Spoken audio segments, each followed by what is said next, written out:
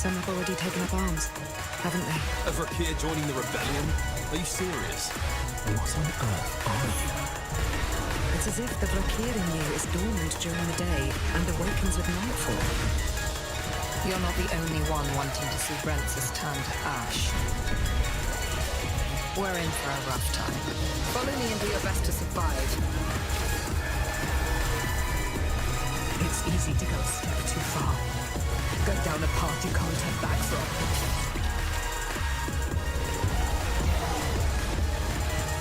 I think it's high time you tell me what the hell is going on. In the end, it's every man for himself. As I...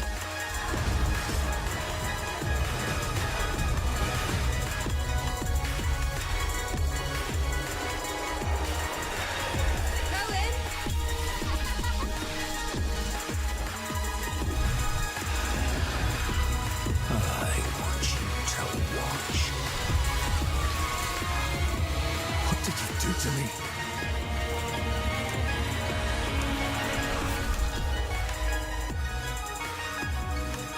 Where are they? Where are my family?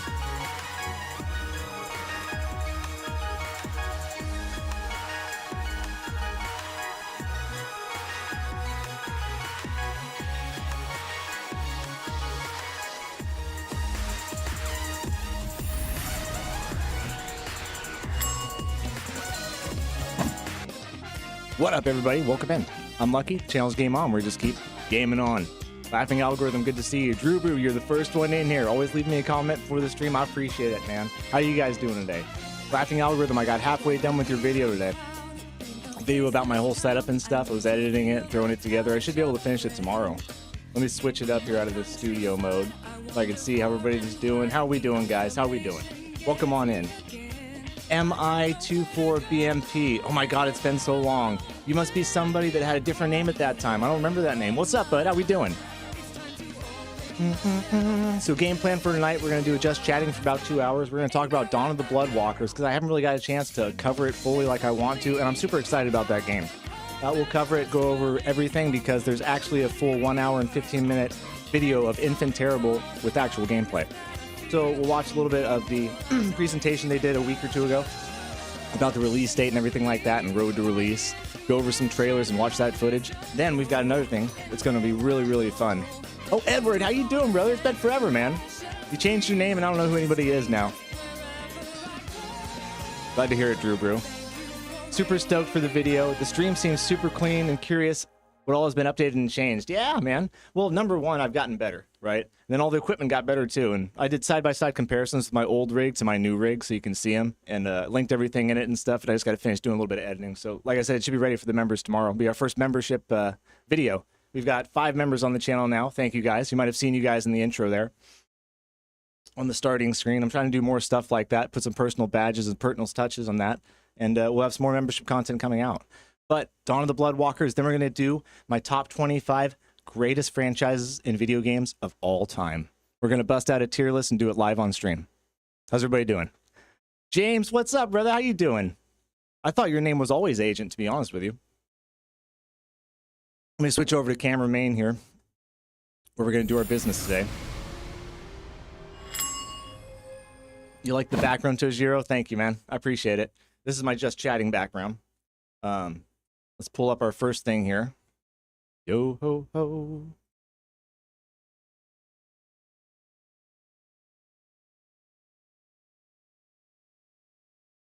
There it is. So at some point today, after we do this Blood of the Dawnwalker stuff, we're going to go through and rank out of all these awesome franchises: Super Mario, Fallout, Zelda, Metroid, Mortal Kombat, Castlevania, Street Fighter, Red Dead, Warcraft. The list goes on and on and on. We're going to pick my top 25 out of it. And you guys can disagree, debate, do all you want, but I'm going to give you my top 25 out of just this list here. This isn't every single one, but it's a lot of the big hitters. So we'll do that. But first, we're going to go over some Blood of the Dawnwalkers. What's up? How you doing, Ronald? Good to see you. Tojiro, always good to see you, my friend. I couldn't stick with the old name. Okay, well, that's just the way it is sometimes, man. A lot of people change their name, honestly. I'm kind of stuck with mine now. You know what I mean? Brand recognition. So let's get right to it. What do you guys want to listen to? We can pick any video game soundtrack for the background of this stream. What do you guys want? And we could switch it up too. So we start out with a little bit of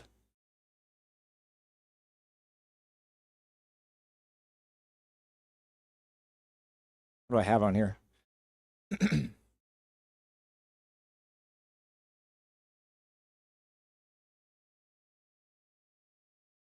I can't leave. We're staying here. Let's try it with an ad. Why not? Whoa, turn that down. That's gonna be super loud. You're just playing Peak. Now you're here. What up, J bro? I'm just turning on some tunes. How about Final Fantasy X soundtrack to start us off, guys? Just a little something in the background. Playing Hollow Knight next, Mirage. There you go, man. Silk Song was my favorite game of last year. Now let's get to talking about Dawn of the Bloodwalkers. Appreciate everybody being in here. Appreciate if you liked and subscribed if you're not already. Appreciate everybody in the short stream. What's going on, guys? Logan, what's up? That's you, brother. I didn't see you in there. Sorry, man. I got the other chat over here and I got this one over here, so I was a little bit distracted. Where is Blood of the Dawnwalkers? Right here. Pull this up. Turn that down a little bit there. Silk Song is the GOAT, J-Bro. Man, so how is Hollow Knight, Mirage? I know it's a really, really good game, and I'm excited to play it. We're going to do it on the channel, too. Probably right before we do Silk Song. Let me fix my green screen, too. I see that it's a little bit off right now. I had to reset my stuff today, so some of my filters aren't correct.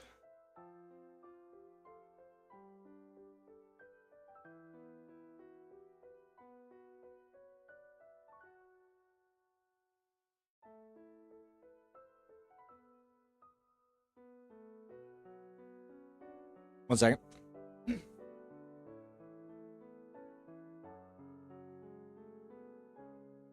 Had the air conditioning on, it was moving the green screen around, so it's not helping either.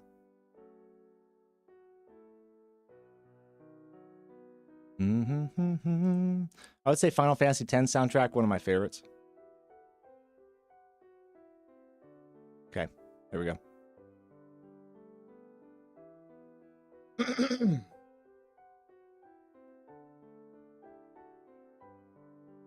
This is the story trailer for Blood of the Dawnwalkers. Let's check it out. You guys might already know about this, but we're going to cover a lot of it tonight if you don't.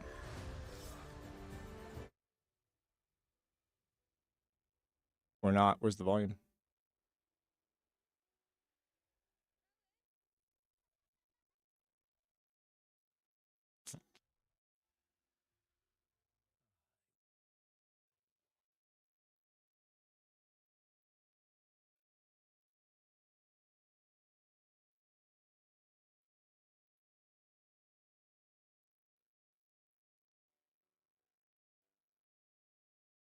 Can I not get both audio? Let me see.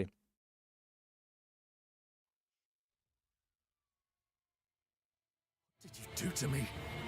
Sorry about that. Hey, later, Drew, bro. You beat Silk Song 100%, J, bro. What's up, Aries? How we doing? Family? Dude, that's pretty good if you 100% that game. I'm going to platinum it for sure, but I haven't 100%ed it yet. It's in 30 days. So Princess wants to be a prince now. I hear you, Ronald. I hear you. With my family's blood. Brentsis will rip you to shreds. You know, There might be another way. I'll talk about it in a minute. They do algorithm, but it's one way. You are to stand a It's the landscape into the shorts, not the shorts in the landscape. You need to take risks. Find allies. I have no love for Princess's regime. He is a vile monster. It is, Tojiro. We're going to do 2 hours of just chatting and reacting to stuff, and then I've got a Crimson Desert stream planned at 11 o'clock after for the rest of the night. What on earth are you? It's as if the Vrakir in you is dormant. This is during Blood of the day and Dawnwalkers, awakens Ronald. at A nightfall. vampire game. You're not the only one wanting to see Brentsis turn to ash. Vampire Souls-like. We're in for a rough time. Follow me and do your best to survive. It's easy to go a step too far. Go down a path you can't turn back from.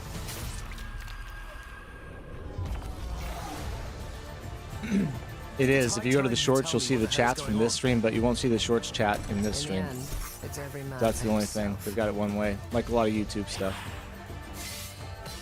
As I see it, we're both far beyond redemption. The story seems good. You know what I mean? I'm just trying to save my family. Or a villager turned vampire. Good. Bad. Fairy tales. It's a good point, Logan. People tell themselves Vampire Soulsborne is a lot like their Bloodborne. sanity.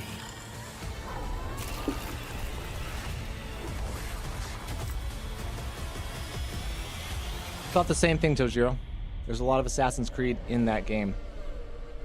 Yeah, so this is coming out September 3rd, guys. Kind of a ballsy time to come out with the game. We got GTA 6 coming out sometime around there. I hope, fingers crossed, everything goes okay. So, I mean, anything past September is risky business for me as a developer releasing stuff. Looks really good. Vampire Souls-like. Stories about a villager that's out for revenge. He has to become a vampire to go get his revenge and all that kind of stuff. Let's watch a little bit of gameplay footage here. Now, if anybody doesn't know already, Blood of the Dawn Walkers, Rebel Wolves is the studio. They were the guys that did The Witcher 3. A great game. I'm not sure which devs it is. You know, the guys that did the sound, the audio, the action. I'm not sure which ones, but it's a bunch of them. So very well experienced. So let's go for this gameplay overview trailer. Hi, my name is Ariana Sharkiewicz, and I'm one of the writers at Rebel Wolves. Over the past few months, we've I've not shared played quite a Vampire lot Agent, about no. the game's story. Today, we'll give you a glimpse of the activities our human by day, vampire, You mean Vampire by night Survivors? protagonist Cohen can take on while exploring the open world. Oh, that's pretty cool. We start at night in our vampiric form, heading toward a vantage point to get a better sense of our surroundings. Yeah, that's what I'm excited about tonight, Tojiro. I like gameplay footage too. We've got some right here, but we also have an hour and 12 minutes of a guy, Infant Terrible, who's a big-time YouTuber, playing this game too. So we'll watch a bunch of him actually play the game. Not just Vantage developers point showing us reveals stuff. nearby opportunities and helps us plan our next steps. Now, this is cool, man. I mean, yeah. That's Just great. Gorgeous. Looked like really smooth mechanic. If you brave these woods, Hey, we'll see you later, Logan. folks say they're chock full of monsters. Village of Malagir. Codrin's family's land. Malagir Monastery. Its best days are long behind it. The draw distance looks really I don't good. think I'll find anything else here. Looks clean. Let's open them up and check nearby points of interest. You know, after playing Crimson Desert, I respect something that looks really simple like this. Where's that menu again? Let's open them up. And I'm liking check Crimson Desert a lot. However much I got upset last night over that boss, I still like it a lot. But this is simple right here. I like this, man. nearby points of interest. Very clean. Map looks clean. Some are tied to Brensis's officers. More on them shortly. Others to hidden mysteries, haunted sites, and shrines used for fast travel, which can also serve as quest objectives. So does it give you fast travel Let's right away mark then? one and head there. Oh, that's sick. Ride down like that. Okay, cool. There's something new. The vampire genre is really underexplored, right? There's not very many good ones. I always thought they should do a game like a horror vampire game, but make it like 30 Days of Night. If you guys have ever seen that movie, it's about a village in Alaska that when winter comes, these vampires descend on it to feast on the village, you know, because they got to eat people to live. And because it's dark like 24 hours during that time of the year, they can like just ransack the whole village. But it's a super good horror movie. I don't know why they don't make like a vampire game like that, but set in medieval times where they just like descend on a village and stuff. And it's more horror aspect than RPG aspect. I think that would do really well. But regardless, I'm still excited about just getting one like this that's a Souls-like RPG. Well, that's cool, J-Bro. Did you get a new mic and stuff, or are you going to? Early in the game, we can unlock a perk that allows us to transform into a wolf and move faster at night. It's quicker and Is it more on agile, console, though it comes with some limitations. Edward, or is it on There's PC? also a daytime equivalent, but I'll more try on it. I've got a good later. PC now. What was that? Is someone in trouble? It looks like we've come across a group in need of help. Whether we intervene is up to us, and both choices can lead to unexpected outcomes.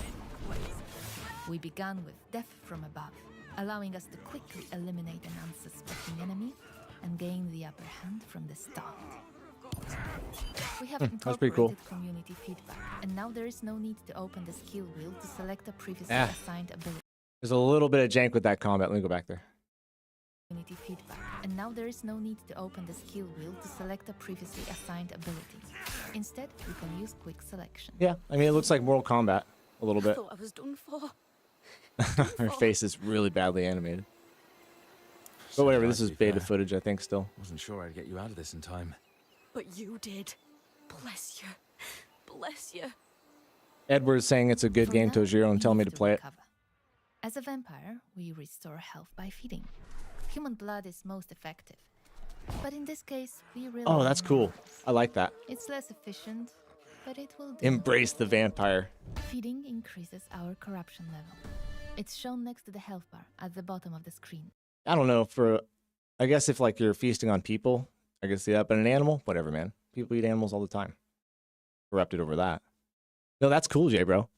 I am making a members only video. I've got half of it done right now. It should be out tomorrow. My entire setup, everything in it, it shows it all. And for all the members that are on channel, all 5 of you guys will get to see it. But you should do a little video of your setup, man. Show us all of it. The higher the corruption level, the more vampiric perks are unlocked for purchase.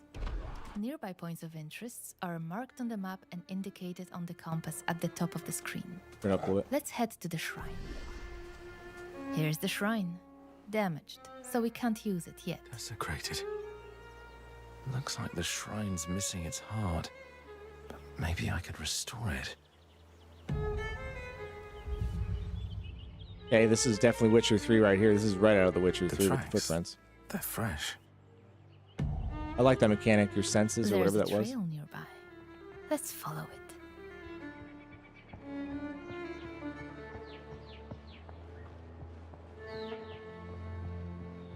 Well, in my videos, CJ, bro, that I got my PC for like 600 A bucks group off of of OfferUp. It Francis's was nice. soldiers has set up camp. Let's clear them out.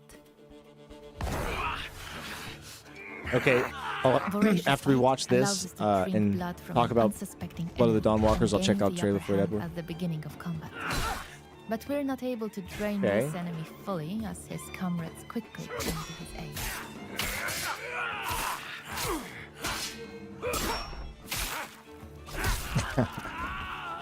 We use piercing Whatever, that was cool. shriek to briefly stun the weaker opponent, giving us an opportunity to take on his commander.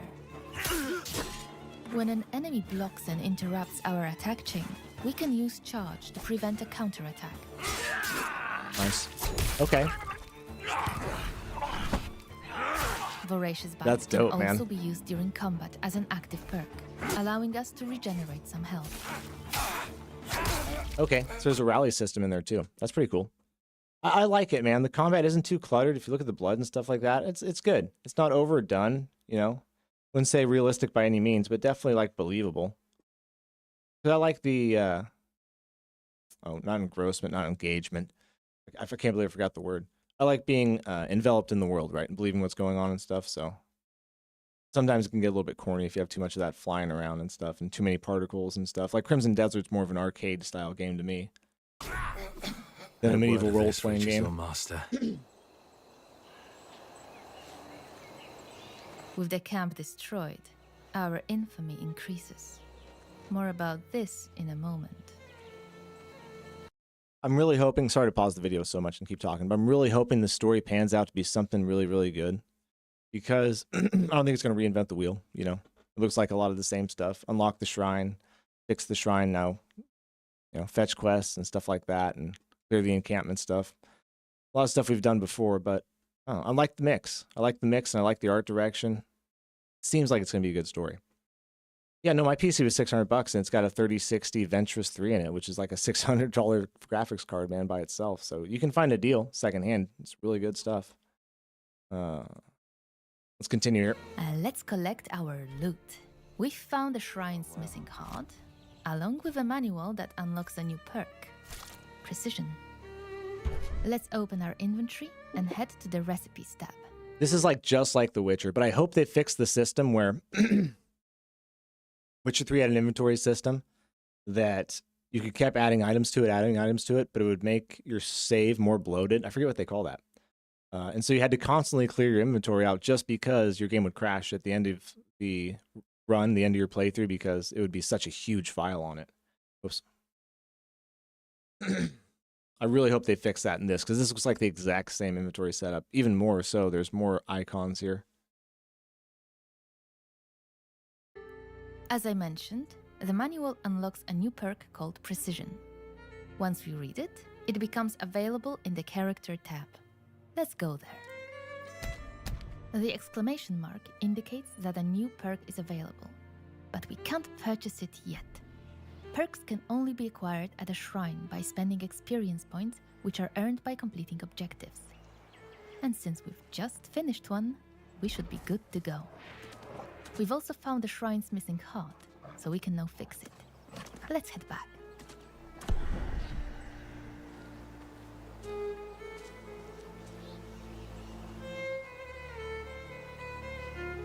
You're welcome. With the heart restored, the shrine is rebuilt. We can now use it.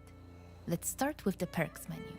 In the Swordmaster abilities, we find Precision, now available for purchase. As you can see, it costs both experience points and a time segment, indicated by the hourglass icon.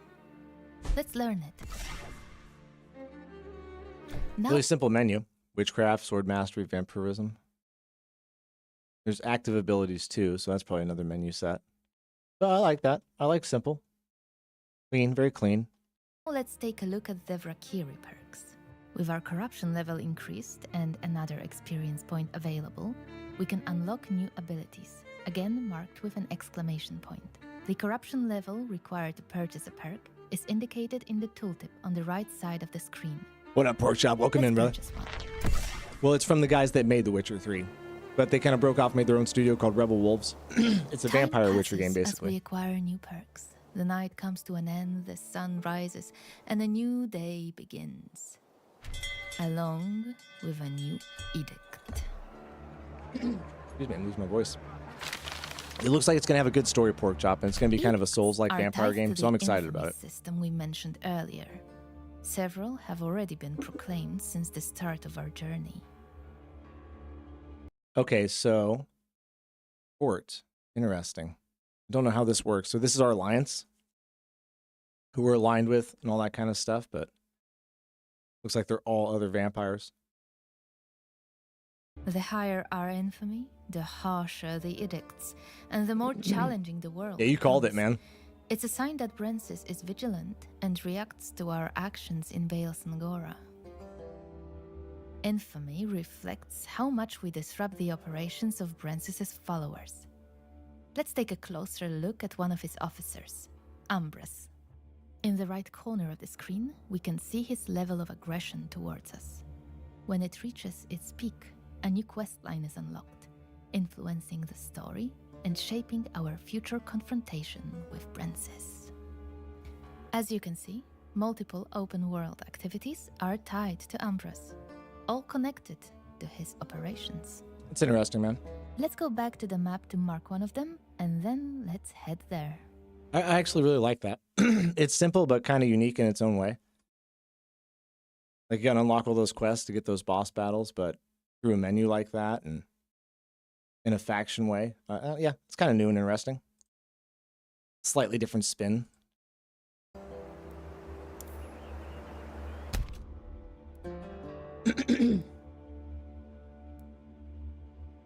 I hope it does, Ronald. I hope it does.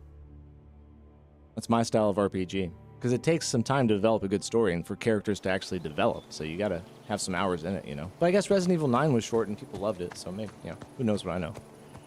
But I hope it is. More the better. We've arrived near one of Ambrose's warehouses, storing blood supplies. I like the character movement and the model looks good. I don't try to restore the order. Let's see how this combat is, because some of the combats look a little shared between human and vampire forms.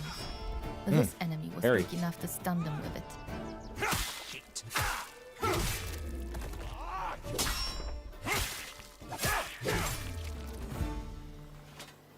That's pretty cool. I like how quick that sword slash was. And that was quick, man. Mr. Up and Down John, The it's always a Valkyries pleasure to store see you. blood We'll in call you this places week like too, buddy, and this. just talk to you about everything that's been going on because it's been so long. And all the times you called me, I didn't answer. I apologize, man. Is But responsible you have a good for night. Thank you for keeping coming it by. safe. Oh, but we're not going to make his job any easier. Another group of soldiers stands in our way. I don't know, man. We open with Broad Swing to weaken as many opponents as possible, then follow up with Burning Blood, which briefly staggers the enemy and applies a damage over time effect. What do we have here? The prisoner's fate is grim. Their blood is drained, then stored in places like this. Good night, where Mr. it John. awaits It's good seeing you, brother. distribution to Brensis and his officers. Hope your farming stuff's going good. Yeah, I mean, after Crimson Desert, everything looks a little bit plain Jane, right? Like, I'm looking at the combat, like, where's the rest of it? But, yeah, those are fine moves and fine counters and fine combos. Add in a magical and mystical ability thrown in there, one or two of them. The guard seems super weak, to be honest. You know, I don't know if it's on just, like, medium difficulty, but maybe because we're a supernatural being, we just cut through people like butter, but I'd like to see a little more resistance.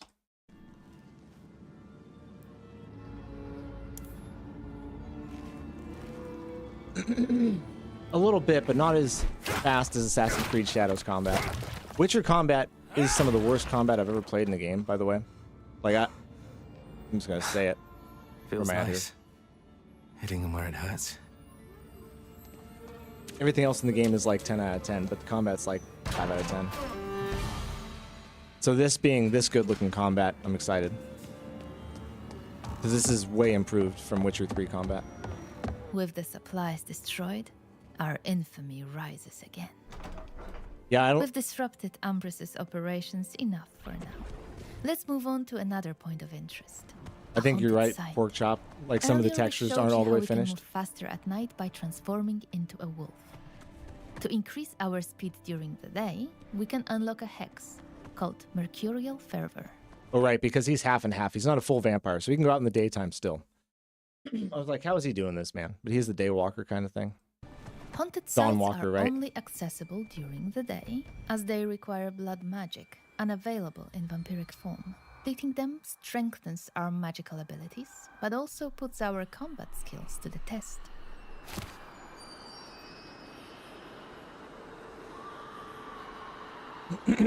Yeah, it's not polished enough to come out right now, but hopefully by September they get it done. Perhaps I could help them somehow.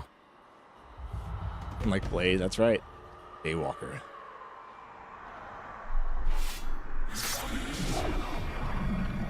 Ooh, what's this? Oh, that was sick. Okay.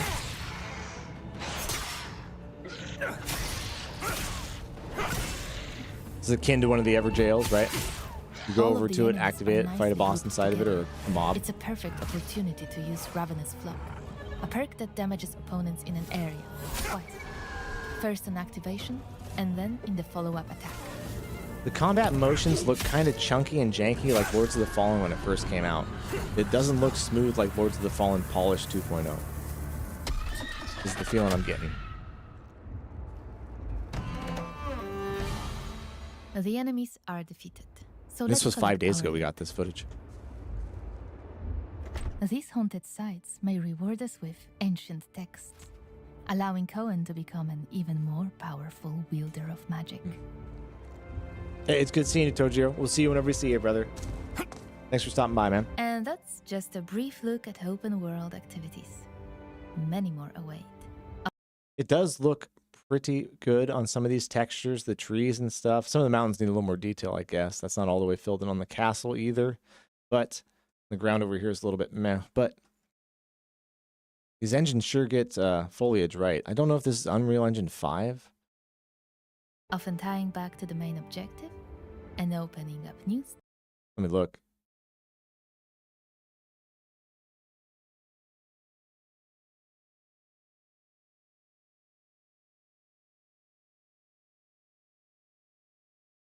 Yeah, it's Unreal Engine 5. Okay. That makes sense why it looks so good with the trees and stuff. storylines along the way. Okay, right after this one's done. It's almost done. It's got like 2 more minutes, and then we'll check out the vampire trailer. Or maybe it is done right now. Is that the end of that? Yeah, okay, cool. So now after this, we're going to look at some of this hour and 15 long footage from Infant Terrible, which is actually him playing the game. But let's look at the game's called Vampire Agent. That's what it's called. Look up the trailer for that. Apparently, this is an amazing vampire game. Agent's telling me. That's not what I wanted.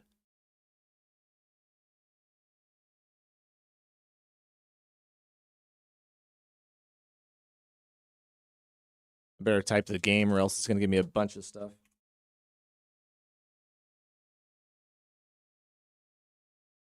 My favorite game you won't like. Okay. Let's watch this video here from this guy. I've never heard of this guy before. Oh. Let's watch this commercial first. Becomes your website. Page after page. Learning JavaScript? What's up, El Nini? How we doing, brother? Welcome in. Brought to you by a paid sponsor. El Nini, number 2 channel member. Hope you're doing good, brother. I'm finishing up the channel members' first video about my whole setup and stuff like that. It should be out tomorrow for everybody that's a channel member.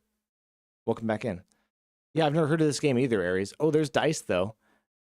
Wait, never mind. This is another commercial. Sponsorship for Tailspire. The video game... My bad.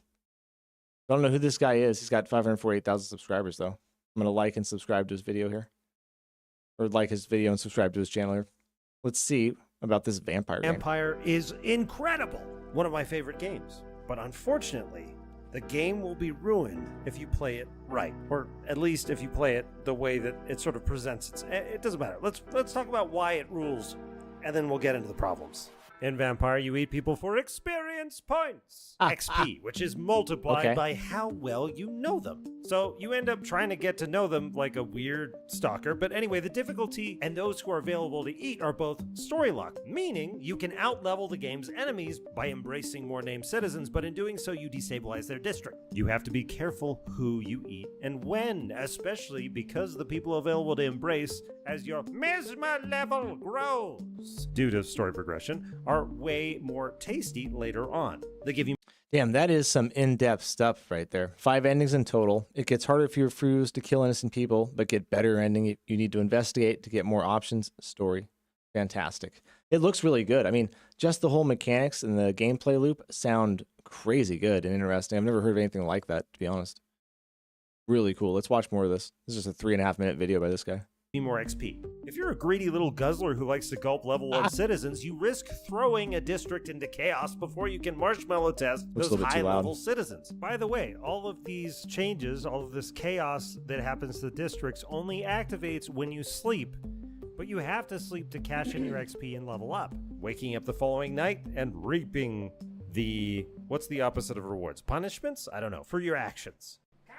My strategy is to wait until I don't know how much Elden Ring this is. Basically an entire district. That way I'm not going to have to like babysit them and I don't even know how to say your name now, make sure people aren't getting sick in the chaotic, destabilized district the whole game. And instead, I can just wait until my moment.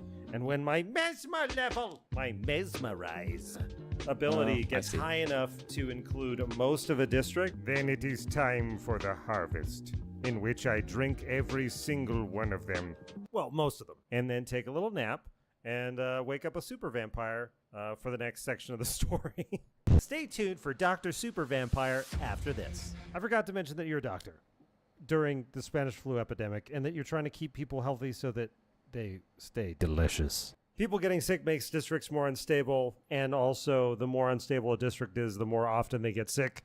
So you have to kind of, tend to them. Here's where we get to the problem.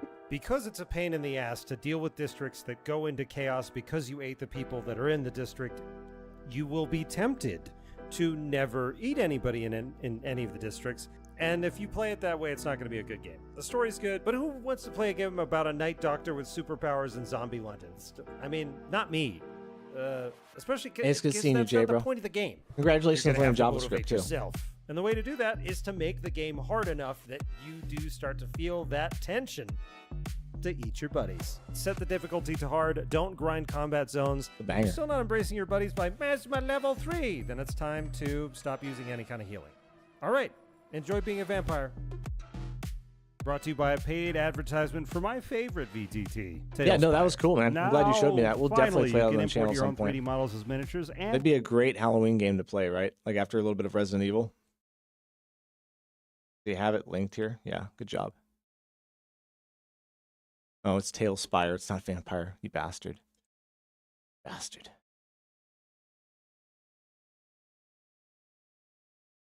Yeah, he doesn't have it linked here. But I'm sure it's not pricey. Who knows how long it's been out. Cool, man. I like that. Thanks for showing me that. Do I like Titanfall type games? I've never played Titanfall, so I don't know if I'd like it or not. Isn't that a third-person shooter? Where you got a jetpack? Or am I thinking of a different game? Let's see about Infant Terrible playing some of this Blood of the Dawnwalkers. Hi, my name is Ariana Sharkiewicz, and I'm one of the writers at Rebel Wolves. Over the past few months, we've shared quite a lot about the game's story.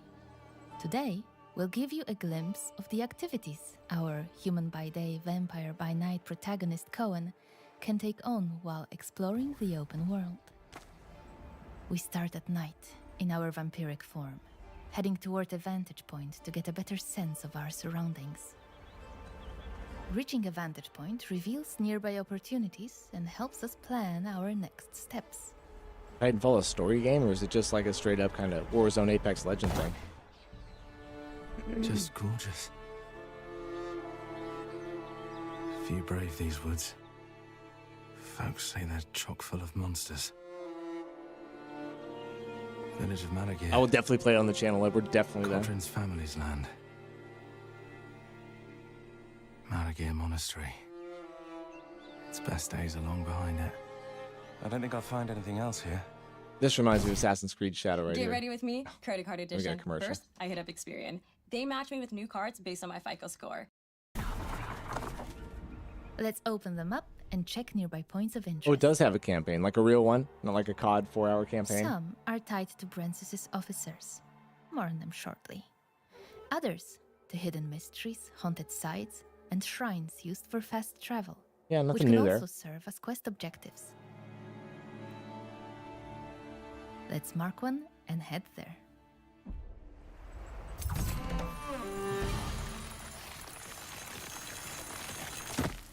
I wish we'd be able to fly like a, turn into bats and then take off. That's one of the superpowers I was hoping we would get eventually, but we'll see. I've only seen him do the claws and stuff, and there must be fall damage too because he's not just jumping off of things.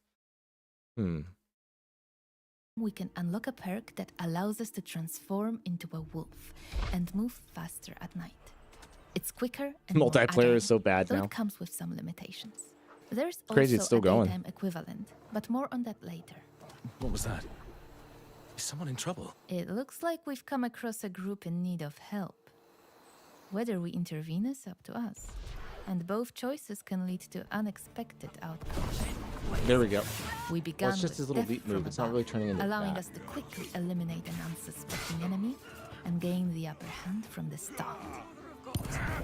We have incorporated community feedback, and now there is no need to open the skill wheel to select a previously assigned ability. Instead, we can use quick selection. I thought I was done for. Done for. We watched a little bit of this earlier on the other one. Let's see about I'd later be in fair. this. Wasn't sure I'd get you. I'm getting there. I'm not trying to swindle you or nothing. You see, there's a closed-off wing here. They put the plague. The facial patients animations there are when it way first off hit. on that guy. But one day, Our they guy looks good. decided they were beyond help and sealed them all off, left them all to die. But I hear that the caretaker knew how to get in there, some secret entrance, and used it, but I don't know what for. I see. Any idea where it might be? Yeah, the Somewhere facial animations are upstairs, bad. I It's like think. Dragon's Dogma 2 You'll bad. have to look around. Dragon's Dogma All bad. right, I'll check it out. Thanks. Loses points for that. That's for damn sure. It seems the asylum resident, apart from telling us a gruesome story about what happened to the plague patients, gave us a useful hint about the secret entrance to the asylum wing. For a price, of course.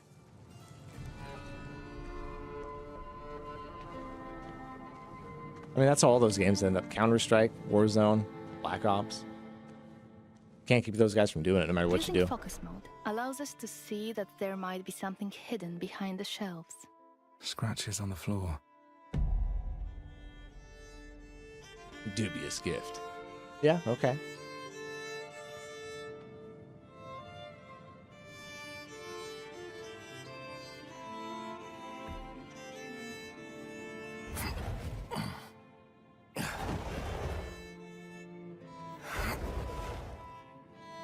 Let's investigate the location. It was a separate wing for patients who fell ill with the plague. Damn. What a stench. Something's rotten in here. Scent of death. So many died here. In isolation. I like the voice acting a lot. This wing was blocked off, and they were left to die a terrible death. The developer that's narrating this sounds like she could Something be one of the else voice actors. happened here. Huh. Died recently. Killed by something bestial. This body looks fresh compared to the rest.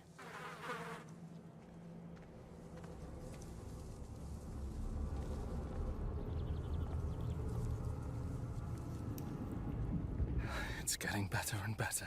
We have to face a creature called Muron. While it is theoretically a vampire, its transformation did not go correctly. Occasionally, Murons produce loud, inhuman screams which stun the target, if it is within the scream's range. Oh, watch out.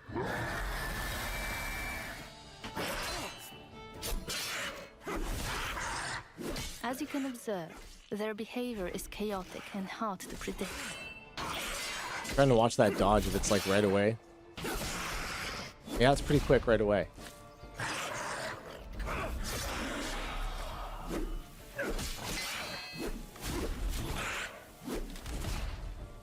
I mean, that's pretty good. I mean, see, it's crazy. There's parts that look really good and parts that look really bad. Be straight up with you. Muroni possessed the vampiric ability of Shadow Step. However, it is juggy and unstable. I mean, I would say our guy and his animations look pretty decent. Some of the animations on that creature look funky as hell. We can learn more about what has happened here by using the Compel Soul hex. You can learn this hex during the game.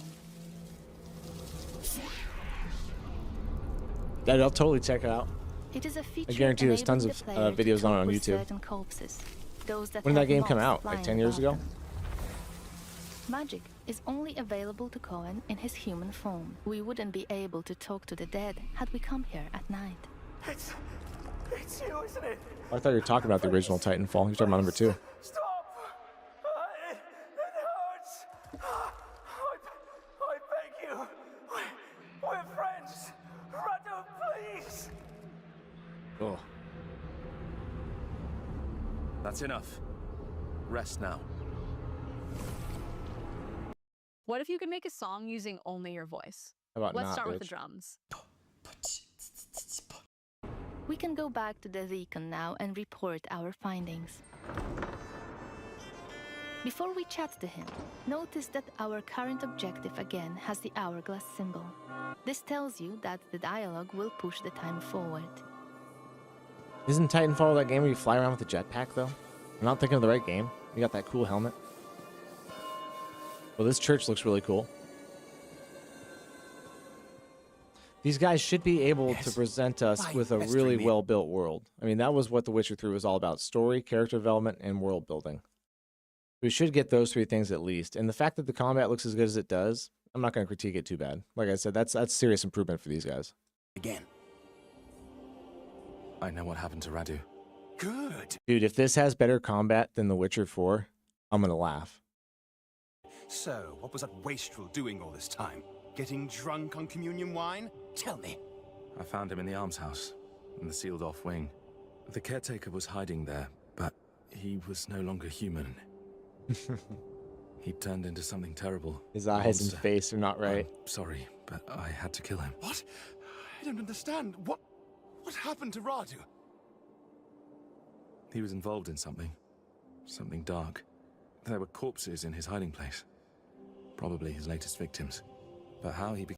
Yes, it's like the wretch that you start out with in Elden Ring. Level 1, wretch. Became that creature. It's anyone's guess. A monster in the house of God. Oh, okay. First the plague, now this. I see. Oh, truly, we might just be living in the end times. Right. I'll have to talk to the guards, send them to retrieve the bodies, and clean up that place. You do what you need to do, but I believe we had a deal. May I enter the library now? What? Yes. You may go inside with my blessing. I'll tell someone to leave the door unlocked for you. The book you're looking for, it's called The Annals of Svartrau Cathedral. Now, excuse me, I must go to Father Florin and tell him we need a new caretaker. He gave us access to the library in exchange for our information. Let's go there and find a book he has mentioned. Reading books in our game works surprisingly similarly to the way it works in real life. They might teach us new skills or give us additional experience. Okay. Let's stop here and load a saving from the night variant playthrough of this quest. The castle looks so fucking sick, though. Some of the art direction looks so good in this. We are again in Svartrau, in front of the cathedral. So far, no real banger tracks, though. Am I at it? Let's skip around a little bit.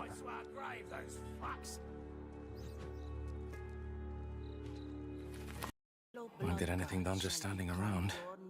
Still, staying up here would be a smart idea. Your fellow blood guards shall become your new family. You shall want for nothing. You shall yearn for nothing. Only duty shall remain. Bound in blood. Blood to blood.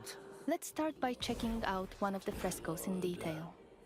Sanctus Mihai, patron saint of Svartrau himself, victorious and well-loved. Yeah, I mean, it's got a lot of Assassin's Creed influences mixed in with The Witcher 3. I hope it really does exist. You shall want for nothing. One thing that worries me is the lighting. I was worried about Crimson Desert's lighting and stuff. This looks actually pretty good for inside and in the dark. We can again use our system of getting a closer look at certain objects to both appreciate the beauty of the story being crafted in front of our eyes and to uncover secrets about Vale Sangora. The Annals of Svartrau Cathedral. They're bound to have some information on St. Mihai's crypt.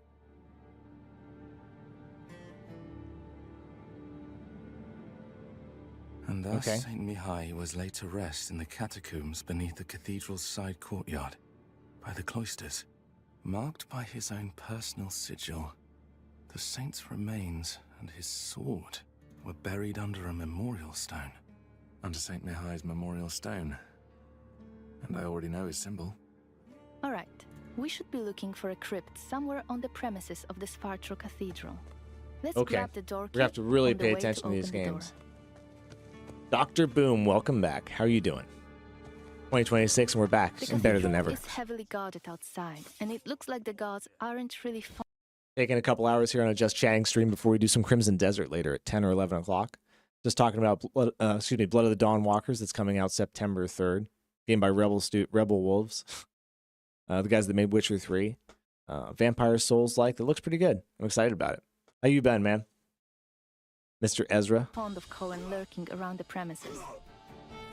Let's deal with them swiftly. Sorry it's been so long, brother.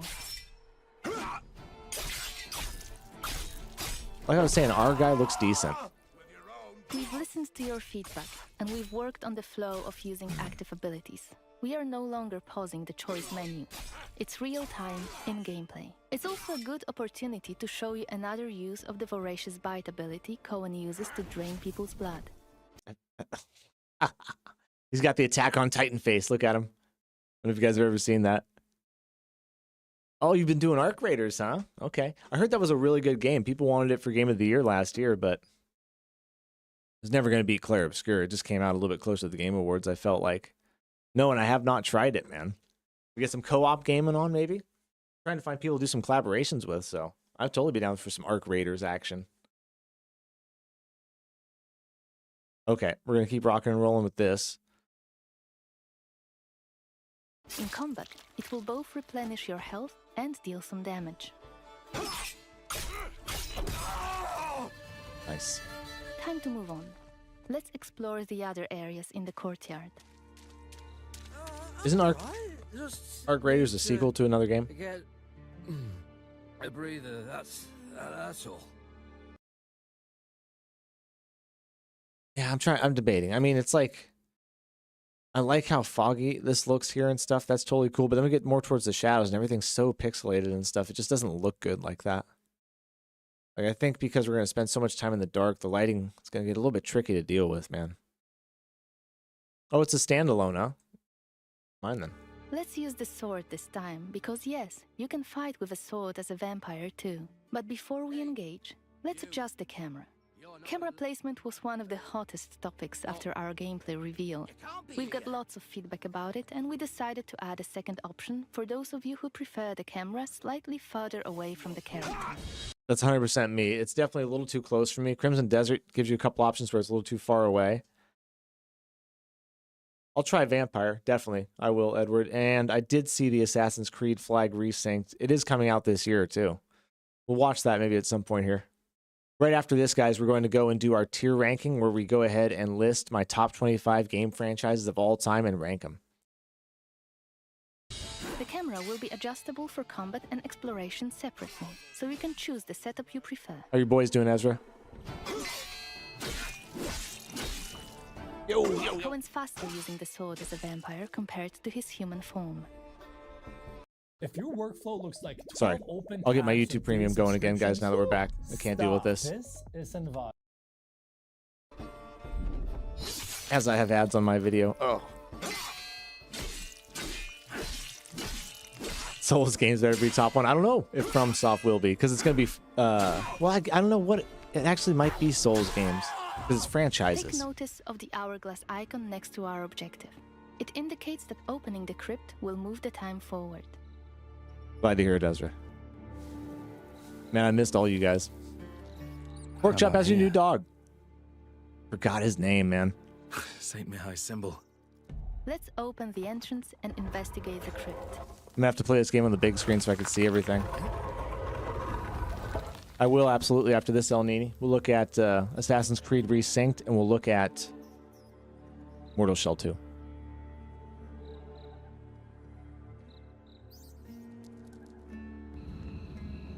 Lighting up a torch might be a good idea. Oh, there we go. Can't have a good RPG without a torch. This place must have been sealed off for ages. I wonder why. Sure aren't moving very fast. I don't know if they're just walking him like that, or he just doesn't run. No way. He's got to be able to sprint. Didn't hear about Mortal Shell 2? Yeah, I think it might actually be coming out. Either it's coming out this year or got announced this year. But we'll look at it. Is that moaning? I think it's coming from behind this wall. We'll do about 10 more minutes on this video. Then I want to check the price and everything on Steam. And then we'll move on. Can you hear me?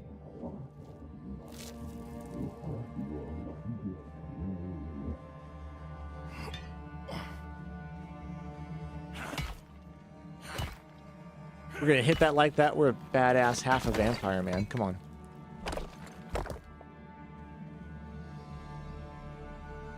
Get your ass into it, man.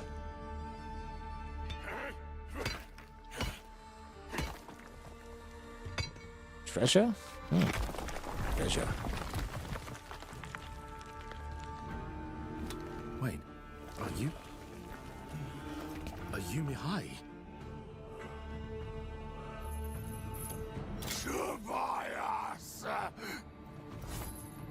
This is kind of cool. I like that, man. Excellent. You finally I would say the enemies are soft overall. The bosses, peons that we've seen along the way here. But I like this guy's moveset. It's much cleaner. You can tell they spent a lot more time on his animations, making it really clean for this. And for some reason, he was buried alive in the catacombs. That's pretty cool, actually. Pretty cool. I like this. I like this a lot. As players, you'll be able to learn why that has happened. But we'd like to avoid too many spoilers here. That's why we are stopping this presentation mid-fight. How old is she, though, Porkchop? I got you, she, not he. I would like to welcome you to the Blood of Dawnwalker summer gameplay video. Our game is a story-driven, open-world dark fantasy RPG set in medieval Europe. The game is currently in pre-beta stage, and what we are... That's why we are stopping this presentation mid-fight.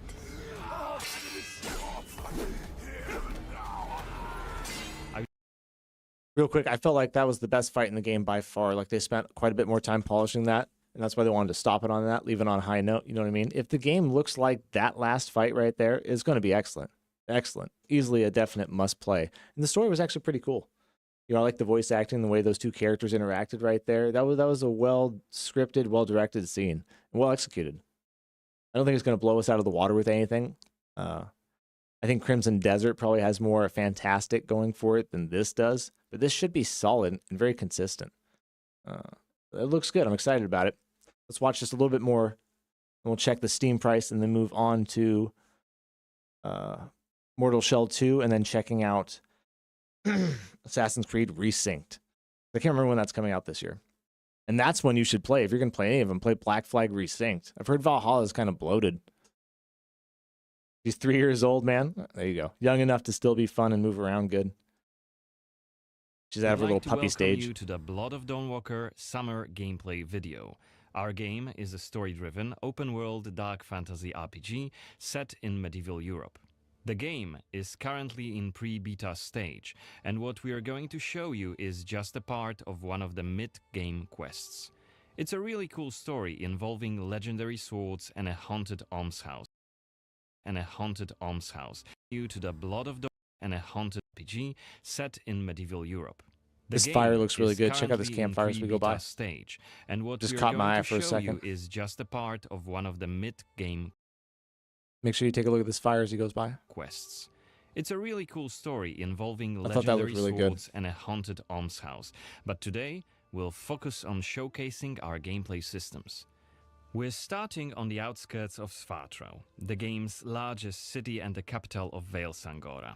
From here, we could head anywhere the eye can see, explore ancient ruins, or sabotage vampire blood transports. But it's not just about where or when you go. It's also about how you approach the main quest and shape the story. I guarantee it'll be a lot more polished. Actually, I don't guarantee it that because I think Cyberpunk had a bigger roster of devs. So, but I think this will be a better game for combat than Witcher 3. And I'm wondering if it's going to be better than Witcher 4. This is definitely going to be a better game than Witcher 3 in some ways. I don't know if the story will hold up as much, but we'll see. July 14th, Black Flag. Impossible to get a collector's edition, sold out instantly. The game's going to be big when it comes back. You didn't like Mortal Shell? I didn't play it, Pork Chop, but we're going to check it out here in just a second. Let's just see about this quest a little bit here. I swear, I got tired. Oh, so this was the original camera, and what we saw before was where the camera's going to be. I see. They'd already backed it up a little bit. Natus ex sanguine est, alitur sanguine. Baptized in blood, like guts from Berserk. In sanguine morietur, ego te baptizo in nomine Dei. Amen. Would I rather be a werewolf or a vampire? Dude, I'd totally rather be a vampire. There's so much, I don't know, just cooler, like cleaner, sleeker. They wear nice outfits and stuff, you know? They have like really nice shit. Werewolves are always like wearing some half-torn pants coming out of the woods like, help, I'm being chased. Vampires, they're always just so fucking chill.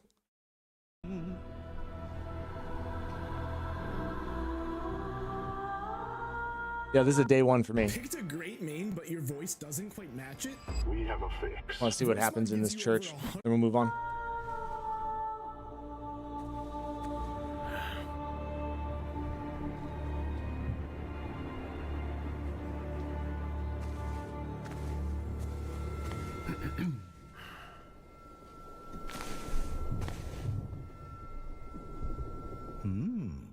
Don't I know you from somewhere? Yeah, I agree with you, Pork Chop. Needed more time in the oven. I'm sorry, but you must be mistaken. Am I? Perhaps. My memory isn't what it used to be. Come with me. I'll take your confession. Thank you, but I have no need for confession. Ah, so you deem your conscience clear? Loaded question, don't do it. Far. But I'm sure you're a busy man, Father. So while I appreciate the offer, I feel that my soul shouldn't be your priority. I won't press the matter. You are quite correct. I have many other duties to attend to. Dude, he may not have much up top, A and B, but he's got the best freaking beard I've seen in a long time, man. Look at that. It's like the Kraken coming off his face. That's dope. But please remember that in order to be saved, we all need to repent. Myself included.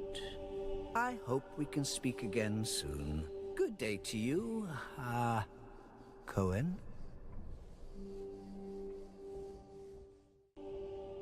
Cohen, that's a good name too. What we saw right here was just one of many cutscenes we recorded for the game, which smoothly transitioned into a dialogue scene. We use cutscenes to highlight key scenes or Okay, so it looks like what I love, which is a story-based RPG that's got some depth of character development, and the combat looks good enough to entertain me. Like I said, I love The Witcher 3. It's one of my favorite games of all time, and a lot of people loved it too. And the combat's ridiculously poor. So if it meets in the middle somewhere and the story goes downhill a little bit, but the combat improves a lot, I'm there for it. Let's check the Steam. Check Steam for the price and release date, just to double check, even though we know it's the 3rd of September. Steam, Blood of the Dawnwalkers.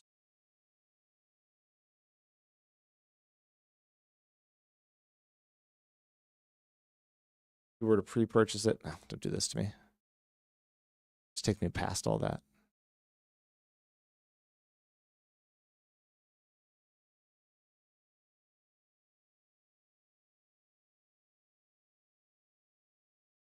$69.99 for the base version. Whatever. Tell him. I was born in 1941. There you go. Almost dead. $69 for the base version, $79 for the pre-purchase Dawn Eclipse version. What's the difference? What's the difference? We're going to watch Mortal Shell next, guys, and then we'll watch Black Flag Resync, but I want to see what the difference between these two are. It's probably just an outfit and a weapon or something at most, you know.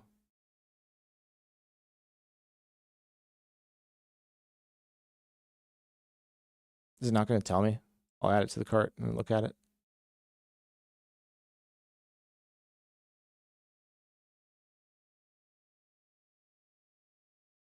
Pre-purchase offer. Here you go. Sorry. Sangoran Wayfarer's armor set. Ah, it doesn't look that good, man. Looks like he's got a rack on him. I don't like that.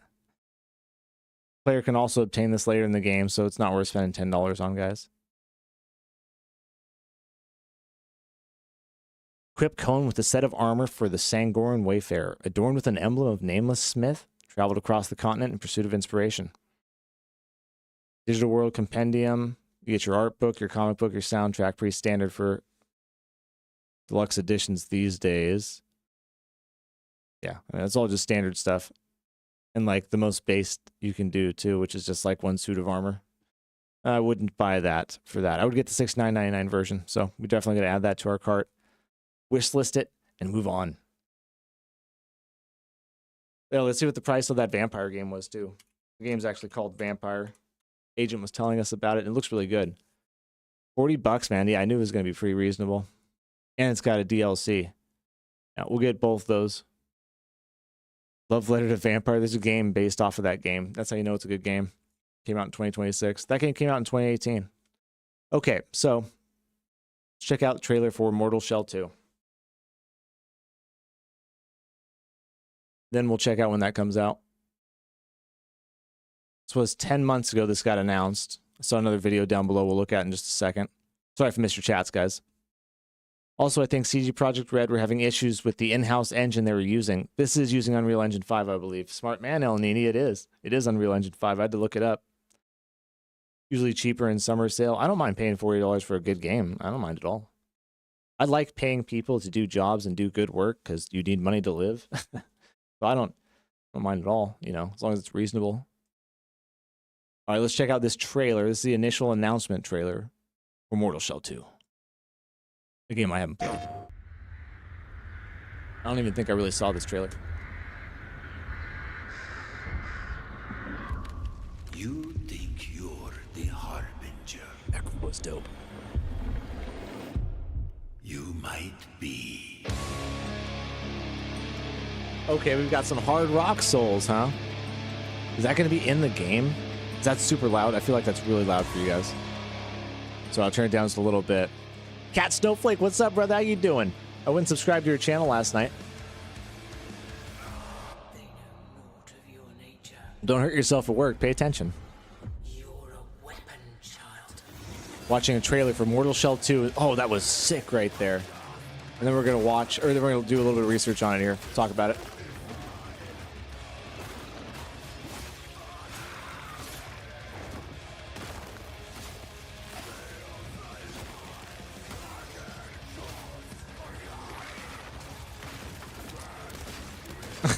No way. What?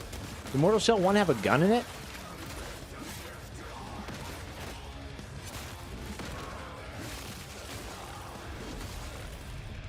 They'll worship you until you fail. Ooh.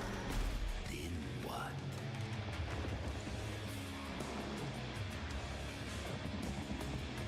I mean, it looks like Hard Rock Souls, man. Honestly. It looks pretty good. The combat in Mortal Shells 1 was off, and a lot of the game I played felt like I was put in a dev room rather than an actual map. Yeah, there you go. Somebody was learning on the job, it sounds like. And back in the day, too. Looks like YouTube is having a problem. Yeah, it's buffering a little bit. Sorry, guys. It'll fix itself in a minute. But back when that game came out, they didn't have the tools they have now. So everything's a little bit easier now, I think.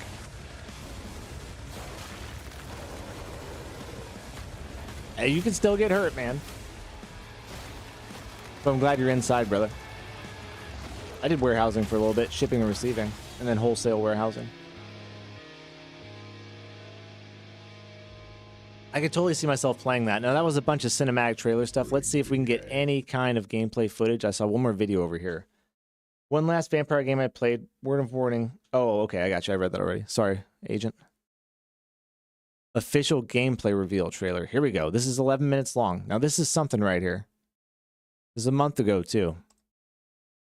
So this is going to be really telling. And then we'll look up the release date. I just moved into the neighborhood. Can I borrow All right, your Chuck. Wi-Fi? That's what the Capital One Cafe is here for. Open 7 days a week. I have a Capital One card. Yeah, anything for a neighbor. What's in your wallet? Bastards. We get double commercialed. I didn't had it, but it had a big ass ballista. So now they upgraded it to a little bit of a flintlock cannon. I don't know why my internet buffers so much. Sorry, guys. What's up, Sean? How you doing? I apologize if the internet's skipping around. It's crazy how much it's buffering right now.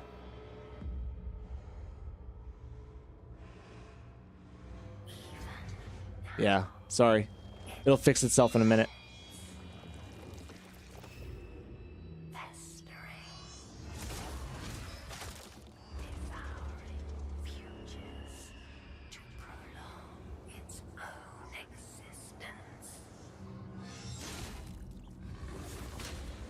Woo! That was filthy.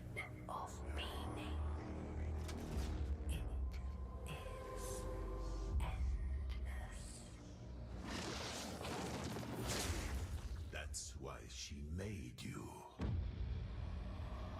To tread. Dude, this does look... I don't know what I thought about the first one. I don't think I played Souls games when the first one came out. The very first Souls game I played was Dark Souls 3.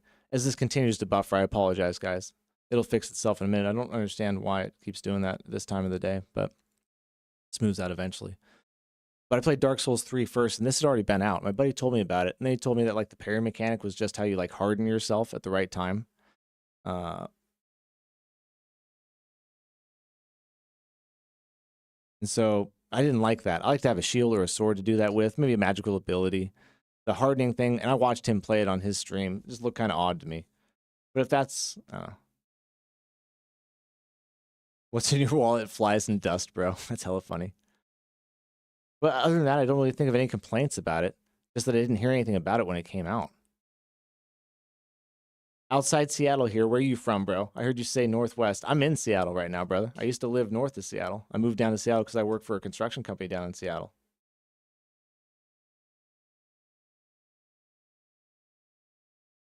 Okay, let's continue on here, guys.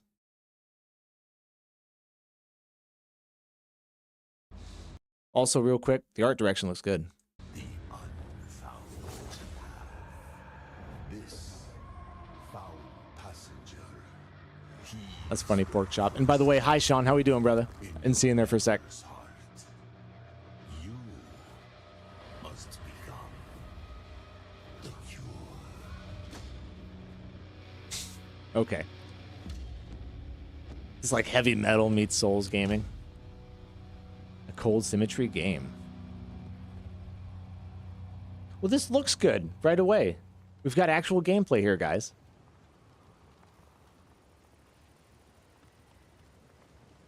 Very good looking character model. He needs to pull the camera back just a foot more, man. Just like a foot.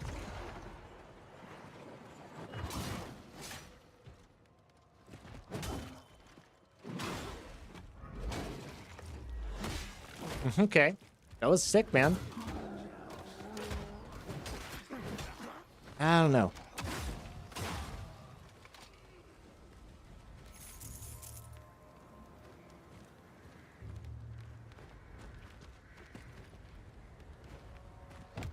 Oh, really, Sean? Is that why it's buffering so bad right now?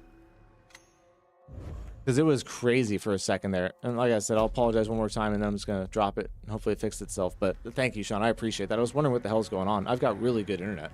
Now, real quick, though. That combat looked a little suspicious to me. What do you guys think? Like, that was almost...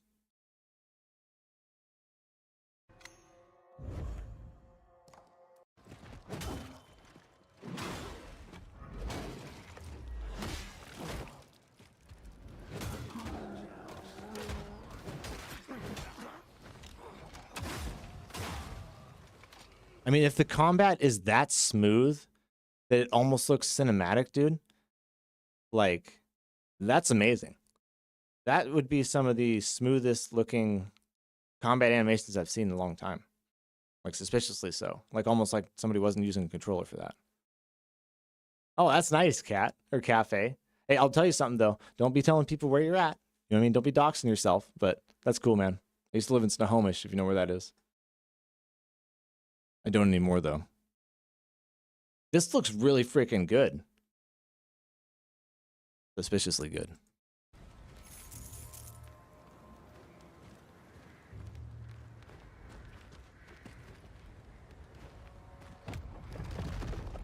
I think his outfit's badass, too. I would totally dress like that for Halloween. Moonshine, okay. Serpent Stone, he infused it with his weapon. So what do we use now? Now come poison or something like that? Sure looks like it, yeah. There we go. Poison on our weapons. Simple. Effective. I turn that camera shake off. Parry, counter. Pretty sick.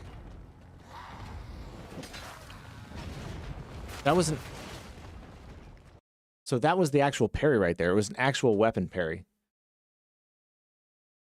We'll see it again here in a second, I'm sure.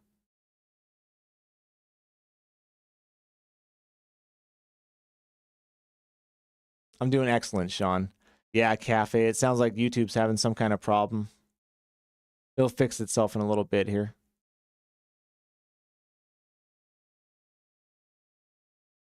But that was sick. That was the one complaint I had, and they took care of it, it looks like. Let's see if we see that again. Woo! That guy's gonna bother me, I'll tell you that. That was a fast roll.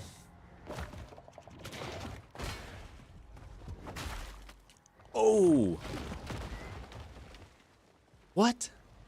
That looks sick. Who goes there? Oh. You look familiar. Can you aid me? I've been... This guy looks crazy. Relayed. Leave me. It's my companion. A feline. He's gone. Nothing. He's got like neck tattoos and he's got no neck, so it's a chin tattoo. Will you look for him? It's an endless pursuit. I don't think I can go back to rousing commerce.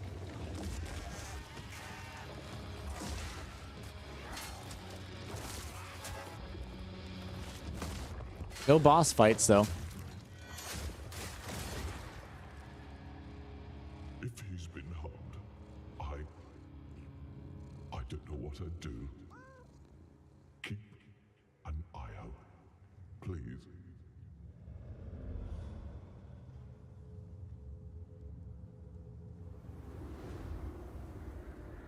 What's next, Harbinger? That's good for them, Sean. They need to. They need to. It's got to keep evolving and growing. What's up, Forsaken? How you doing? Once I thought I'd find the eggs, the ova. Get you caught up here. And I apologize, Forsaken, for the stream buffering. Just having some problems with it right now. But we're watching Mortal Shell 2, the trailer for it. And it looks dope. Watch the initial story trailer, gameplay release trailer. Not release trailer, but the announcement trailer. Now we're watching the actual gameplay footage trailer. And it looks unbelievably good. Started off talking about Blood of the Dawn Walkers and covered all of that. Coming out September 3rd, $70 for the base version. Looks really good. Now this looks really, really good too, because they actually got rid of one of the things I really hated, which was the parry system in the first game, where you just harden yourself into a shell and parry when it hits you. Now you're actually parrying with a weapon here. Welcome on in, brother. It's good to see you. We're going to play a little Crimson Desert in about an hour or two here, maybe sooner. We're going to look at Black Flag Resynced right after this. And then after that, I'll show you guys, since you're all here right now. We're going to... Not that one, I want this one.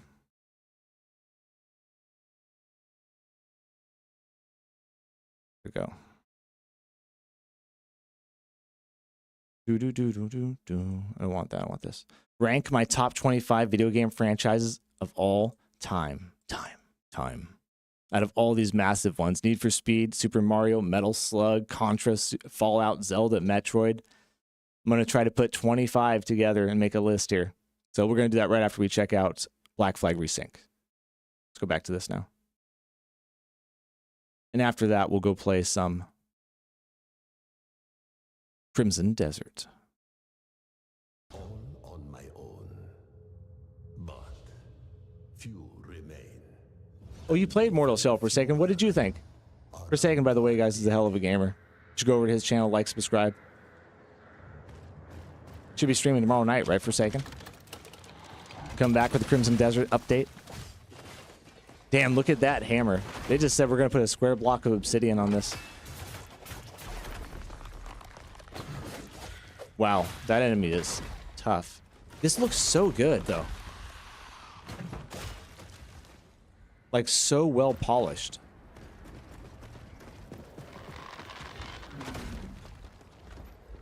And fast, too.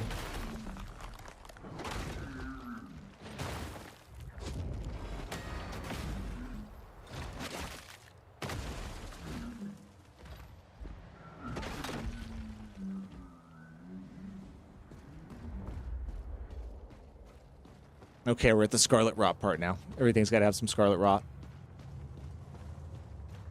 You know, it's somebody was telling me that the collector's edition's already sold out too. For a second, you can't get it. So I'm gonna play it too, because I hear that's the best one. Everybody says that's the best Assassin's Creed.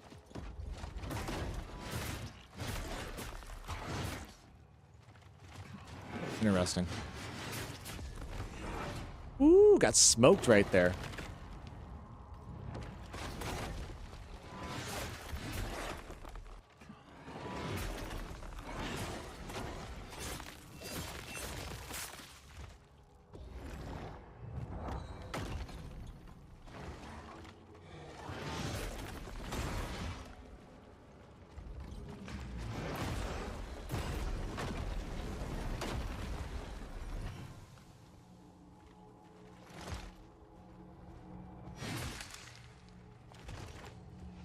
Dude, his outfit looks so good.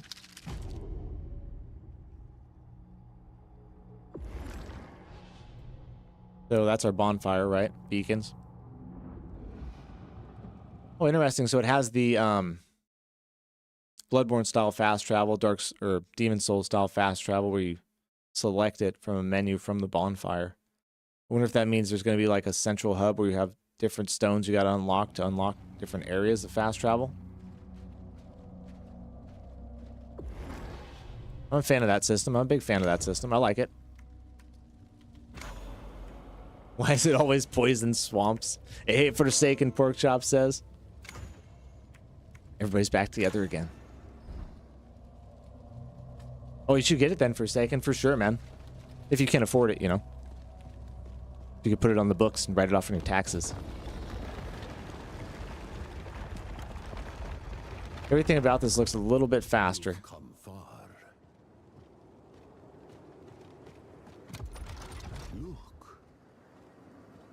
Good stuff, El Nini. Hey, back and better than ever. Mortal Shell, back, better than ever. This looks great. Get used to it. Now go. Who's cooking lunch, Forsaken, or are we going out again? Hey, you have a good night, Agent. Thank you for coming by, brother. And good suggestion.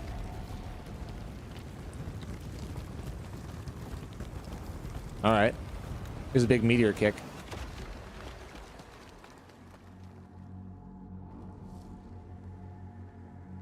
I just realized we're a chick. Not that I got a problem with that. Sometimes I choose a girl to play through. I've done it before and I'll do it again. Don't mind.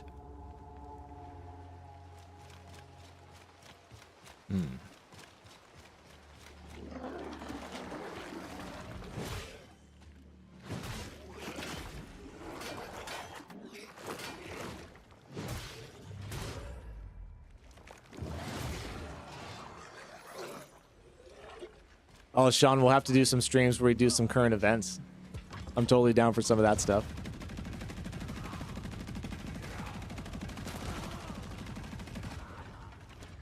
Good for you, man. Good for you. Ooh! That was a really good parry. Oh, really? That's just filthy, man. Just insulting you. What are you working on now, Sean? Because last time we were talking, you were kind of into the dark arts a little bit. And black religion.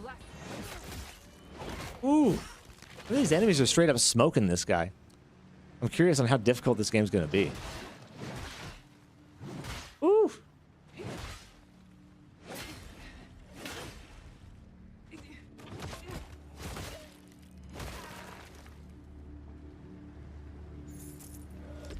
Yeah, I said the same thing for a second. They need to back it up a little bit.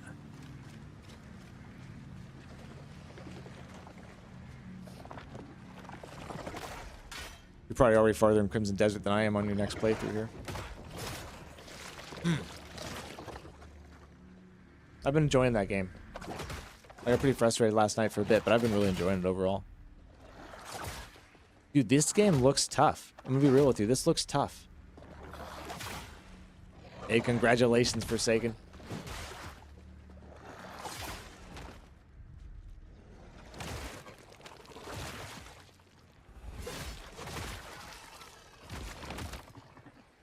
This is going to be good, El Nini. Great suggestion. This is totally going on the channel. 100%. First day. First day, must play. Oh, the tedium, Forsaken. That's tedium. But 'tis must be done.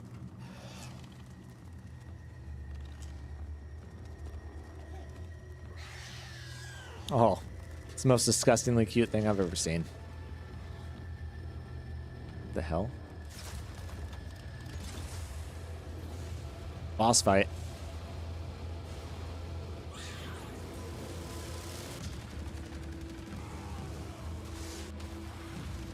You get a minigun?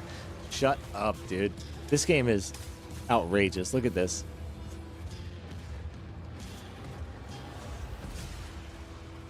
I'm excited about that because it looks different, man. Heavy metal hard rock meets Dark Souls RPG. And here's a fucking minigun. All right. Beta signups at mortalshell.com. Okay. Let's go and sign up for the beta right now.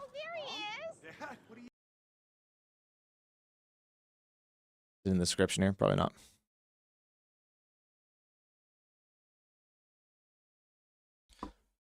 I'll never platinum Red Dead 2. That's too much for me.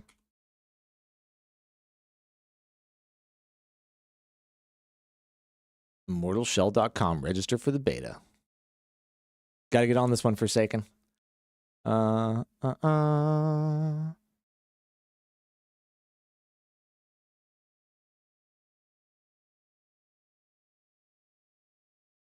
I'm not born in 2023. What am I doing? My bad.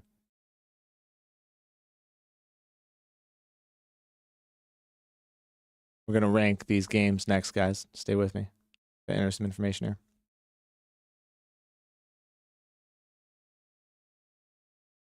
Join beta.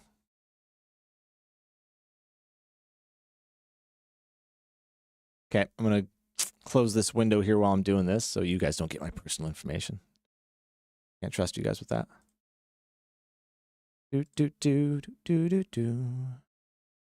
But real quick, that's what I'm doing. Currently, I'm the last chapter with Jake, and I have to do Ada. That's funny, El Nini. I play as a girl all the time, too. It just depends on what kind of story I want to run. Last time I played as a girl, I was an Amazon queen in Dragon's Dogma. Looks like the stream's kind of fixed itself now. I just gotta put my email in here and my name. Hold on.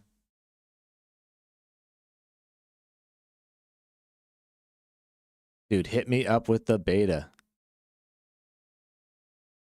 Oh yeah. Okay, we're signed up. Awesome, El Nini. Awesome. Now you guys want to check out Black Flag Resynced, right?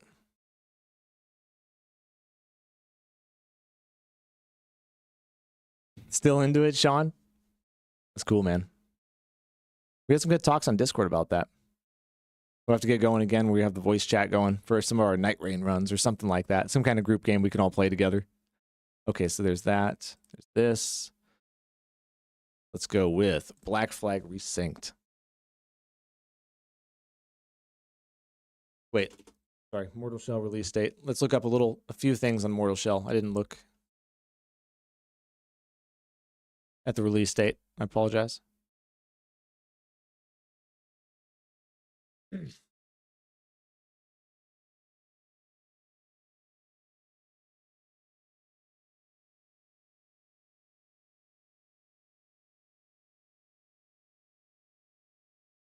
Release 2026, guys.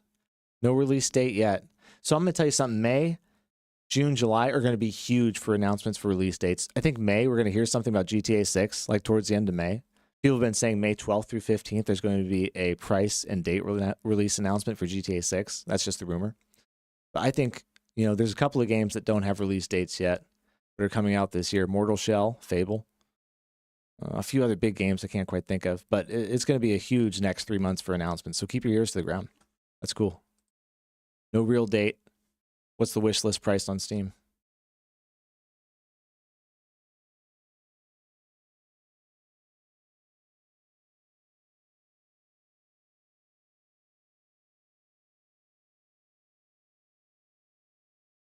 No price. That's not good. That's not good. Might not be coming out this year, guys. We'll see. Fingers crossed, but there's no price, and we're already into May, almost to June. Year's almost halfway over. Like I said, next couple months, they should be coming out with a release date and price to get everybody excited. If they don't, we're not going to get it this year. Okay, Black Flag Resynced.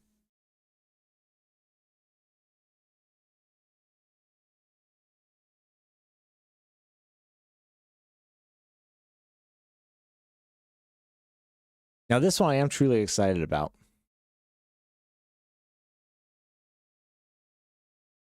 Assassin's Creed Resynced official game overview trailer. Okay, this is an 8-minute thing from Ubisoft themselves, the horse's mouth, so we'll see. Oh, let me catch up with you guys here, my bad. Last night I finally beaten RE4 on professional. Hey, because you are a professional, my friend. Good job, Forsaken. So how close are you to platinum that game, then? The art style alone, I would play this even if it wasn't a Souls game. Better sign up right now, El Nini. That's cool, man. Okay, so let's move on here and see what this is all about.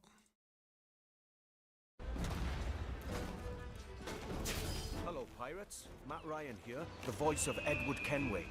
Matt Ryan. And this is Quarterback for the Atlanta Assassin's Creed Falcons. Black Flag Resynced. 13 years after the original, this remake brings the classic game back to life. Rebuilt from the ground up with the latest Anvil engine to deliver the most thrilling pirate adventure. All right. Pirate games and vampire games. We don't have enough of either of those. Let's set sail. Dash my buttons. Your life seems a grand one, if I may say. So full of adventure. Already those facial animations are better than Blood of the Dawn Walkers. You play as Captain Edward Kenway, a rebellious scoundrel eager to make a name for himself in the pursuit of glory, freedom, and a search for a better life. I've seen your face before. Yous mates with them pirates down in Nassau. That's right, Sean's right about that. Gobber, I'll fill it with shots. Hey, later You for a hear me? second. Have a good one. Edward, is it? I know it's one of the hardest Forsaken. Paths with the Assassins and Templars. Edward is drawn into their centuries-old conflict with secret locations and legendary treasures at stake. Hell yeah, Along the Elnini. way, he joins forces with infamous pirates such as Anne Bonny, Charles Vane, And Booty. and Blackbeard. With them, So it looks good. I mean, it looks like an Ubisoft game, right? The environment looks pretty good. The water looks decent. Character models, man. The outfits look great. This guy looks like right out of Assassin's Creed with the bottom half right here. he helps establish a short-lived, lawless republic following the pirate code and defying empires. Establish a short-lived law and Blackbeard. With them, he This is like the exact same flame asset from Blood of the Dawn Walkers. You guys see that? It's like almost exactly the same. That's funny. Must be Unreal Engine 5 asset, right? That's why. WL Check, how you doing, my friend? We watched Blood of the Dawn Walkers. We're watching a gameplay trailer for Black Flag Unsynced. Then I'm going to rank my top 25 game franchises of all time. Good to see you, man. Let's continue this. He helps establish a short-lived, lawless republic following the pirate code and defying empires built on Parlay. and greed. Together, in their search for freedom, power, and You do your thing, El Nini. I they'll appreciate fight it. across a treacherous tropical paradise. That's From beautiful. dangerous waters Wow. to dense jungles, untamed lands, and bustling historical cities. Oh, really? Oh, From that's the awesome, grandeur of man. Havana, the thriving and wealthy jewel of the Caribbean ruled by Templars, to Kingston's bustling trade hub. Well, my hat's off to him because this does look The fantastic. beating heart of the pirate republic. Each city offers a distinct atmosphere shaped by opportunities and conflicts. The Caribbean world reaches a new level of immersion and realism. Look at powered that. by high-resolution textures, enhanced lighting, strikingly detailed environments, and a new... Dude, they're making so much money these days by just like putting a fresh coat of paint on old games. Think about it. Like just by updating the visual graphics and throwing some stuff on there and then selling it again. Damn, man. Which in a kind of roundabout way is like Nintendo's long-term strategy, it seems like. New dynamic weather system. Even Subnautica 4. underwater exploration is more expansive, more beautiful, and more perilous than ever before. No, get out of there, man. Get out of there. It trips me out just watching it. Stop With it. seamless access to cities and locations, the world feels truly alive.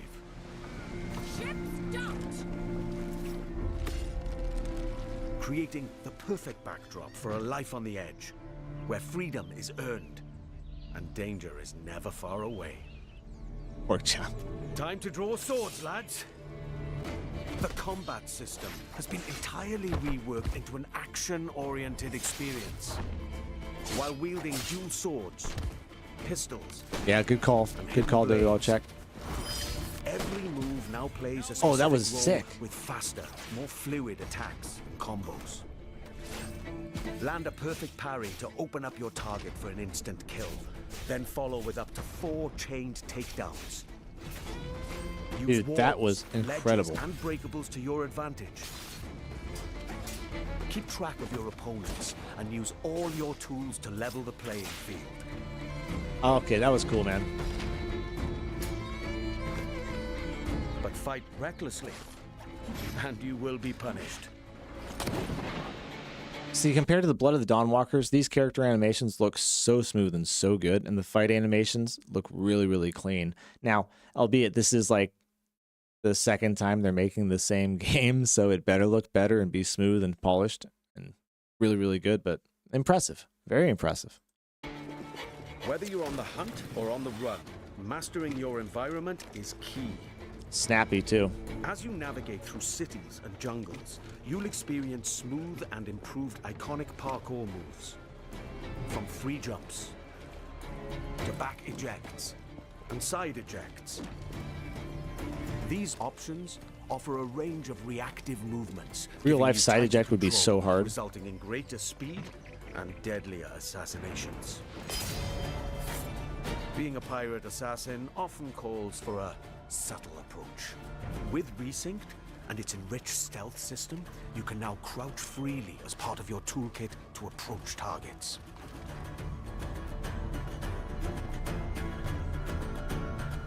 It's coming out at the end of summer, too. Tailing and eavesdropping missions have also been revamped. In the original game, getting discovered meant instant desynchronization. Yes, this was a pretty big pain point. We remember. Now, the action continues. Your objectives remain, but your target will react, and you must adapt accordingly.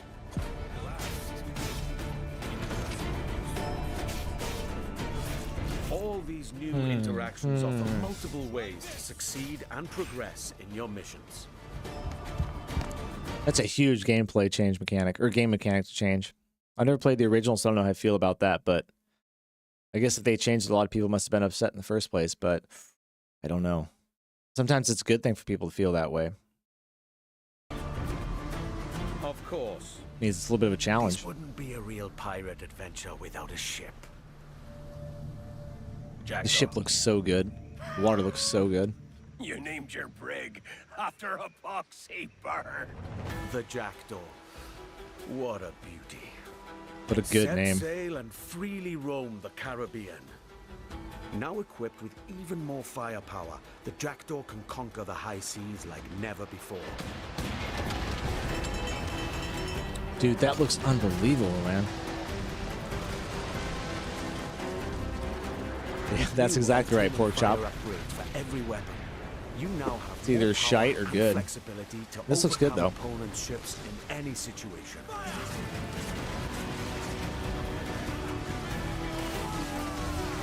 It looks like they kept it pretty true to the original, so there's no way they can go screw it up with making a few bad decisions. In epic battles, Knock on wood.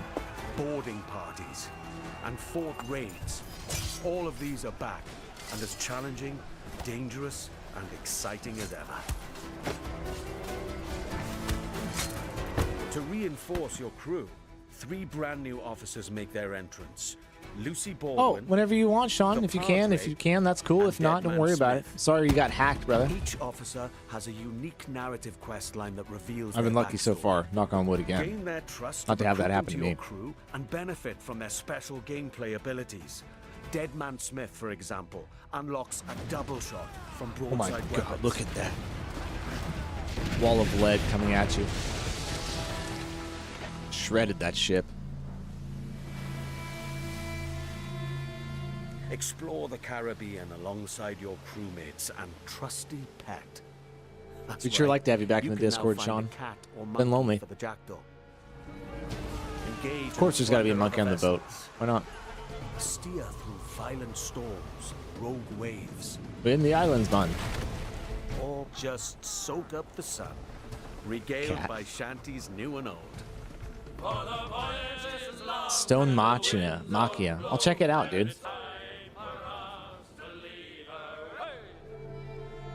Assassin's Creed Black Flag Resynced offers a Pork deeper, chop. more immersive It's gonna be good, adventure that you know. remains faithful to what players love, while enriching the experience with enhanced gameplay features and fresh quests and storylines. It should be including ones linked for the in the officers you bottom of met the in the earlier, video and description, just Sean. between you and me, Oh yeah, my new bad. I should put it up in the narrative chat. arcs involving our I'll old do that on friend, the next stream, brother. Blackbeard I forget that I used to do that. Defy empires and relive the era's explosive events amidst the ancient war between assassins and Templars in the ultimate pirate fantasy. Gold, I love the infamy, and rapiers. adventure A Dex await. guy at heart. It's time to raise the black flag again. Dude, 2 months away. Putting that on the books. I think the next Just Chatting stream will go ahead and lock in the next 2 months of gameplay on the channel. That'll definitely be one of them. Oh yeah, Metro 2023 looked sick also, dude. I don't want to watch that trailer. Let's watch that trailer really quick, just because that was unbelievable. But back to Black Flag Resynced. Definitely going to play it on the channel. It looks really good. I've only played, hate to admit it, one Assassin's Creed game, and it was Shadows. I did like it. I didn't have as many problems with it as other people did, but it's because a lot of other people played the other ones, original games, were sick and tired of that whole loop and wanted something different, whereas I hadn't really been much a part of it. I mean, 2026 is going to still be a banger year for games. If 2025 wasn't as good as it was, this would be one of the best years in gaming in the last 5 years, for sure. Let's get after this Metro trailer for the new Metro game 2039. With base 44, Then we'll check out a simple your sentence game, Stone Machia. becomes Then I'll your rank my website. top 25 franchises of all time. Page after page. These fucking commercials, Ready dude. for business. I swear, guys, next time we do this, I'll have my Plug in Prime what- back.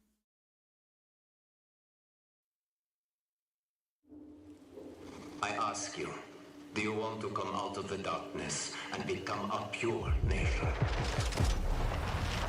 I ask you, are you ready for great changes under the guidance Like of some a Red great Faction leader? intro here. If you are, then wake up and open the door for the Novo Riders. Wake up, wake up, wake up.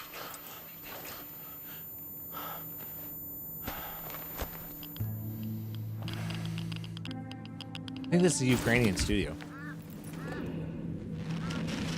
Wake up. Wake up to a Shit, pure welcome back to the fold, Sean. clean That was quick. air, bright future. Trying to bring any of your hacker buddies around.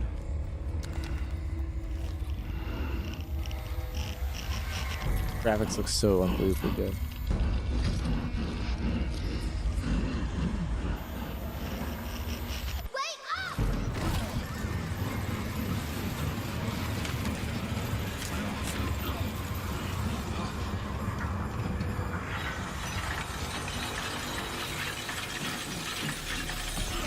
No way, WL check. It has a million wish lists. Well, I can see because look at this. I mean, this looks amazing. All the way this chains are moving, the light and the fog on the ground. Obviously, this could be the cinematic trailer to your character, you know what I mean, or whatever in the game, or maybe it's just a cinematic trailer to the game itself. It has nothing to do with the game. It's not going to be in the game, but this kind of quality they're going to put out is fantastic. The Novo Rider says comply. The people say aye. Sean. What do you got to do to be safe out there, man? Seriously.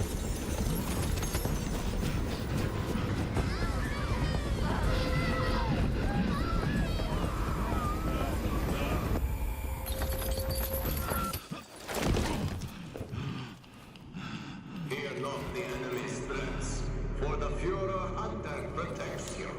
Where are they taking them? Here for the Fuhrer. Can you hear me? They do. We hear everything. But you don't let them speak. No. It's not about me. I won't ask again. It's all about you. Oh my god, it's so creepy seeing kids like that. Ugh.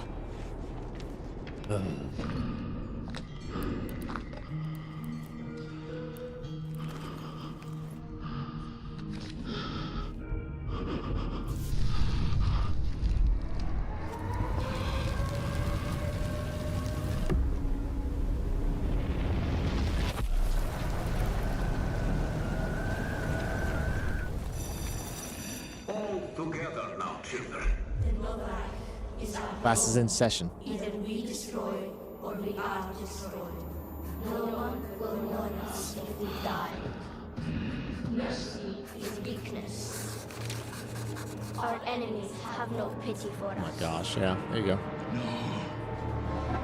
The enemy must be destroyed. The enemy must be destroyed. The enemy must be destroyed. The enemy must be destroyed. The enemy must be destroyed. The enemy must be destroyed.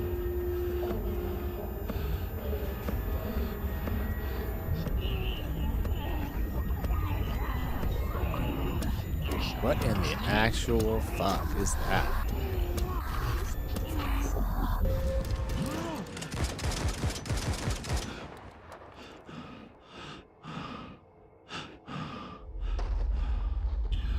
This is so good.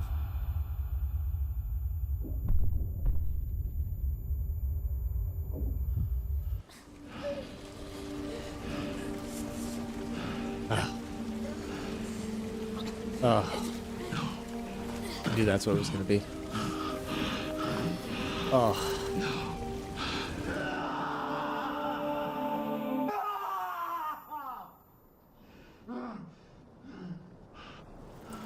It's like a psychological thriller movie almost, man. You know what I mean?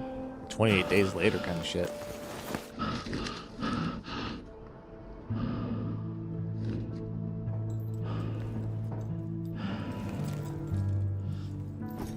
Sean, futuristic man. I still use ChatGPT all the time for stuff. The noble right is our home.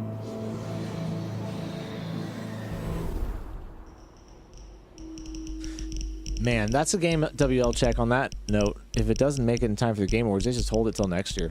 Might as well, you know, because you're going to try to release it close to the Game Awards. It's going to be Grand Theft Auto and all that stuff going on. Just wait.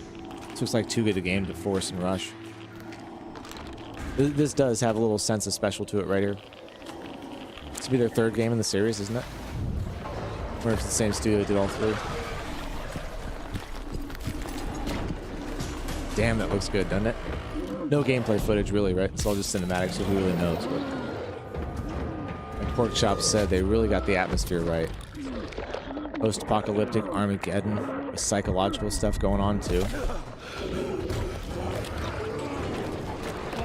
We got the hairless mole.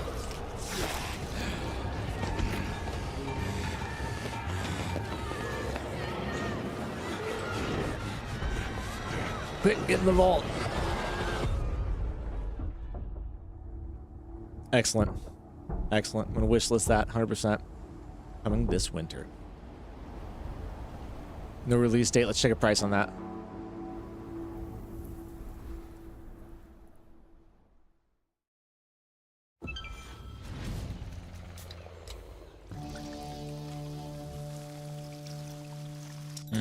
No price.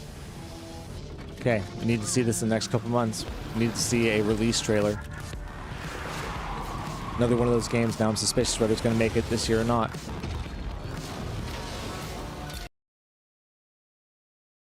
This is a Halo trailer. I can't wait till Halo comes out on PlayStation. We're going to run every one of those games. Now, what was that game we were talking about? WL check? Stone Machia? Stone Machia? Let me check the chat real quick and we'll pull that one up. Still use Donna AI for making music. Dude, you should send some more to the Discord so I can check it out. Have you seen the Arc Aberration trailer? First gameplay, it's night and day. No. Arc Aberration. Oh, okay, hold on. I see what you're saying. One's really good and one's really bad. That's funny. No, I have not yet, dude. Arc Aberration. We'll check out right after we check out. Trying to remember what that game was. Stone Machia. Oh, you're good, dude. I can read through the lines.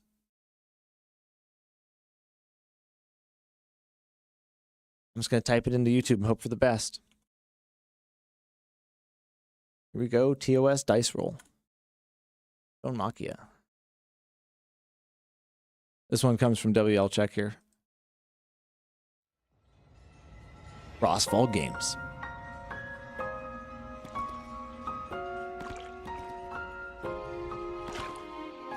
I was there when it started, Sean. My buddy threw his Xbox out the window because he lost.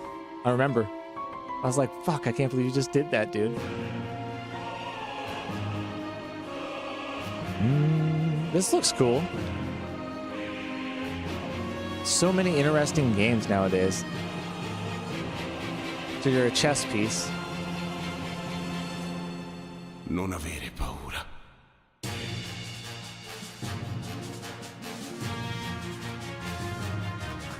This is funny, man. It looks funky graphically. It looks super low budget at the end of the day, but this could be fun. Look at that. That looks really fun.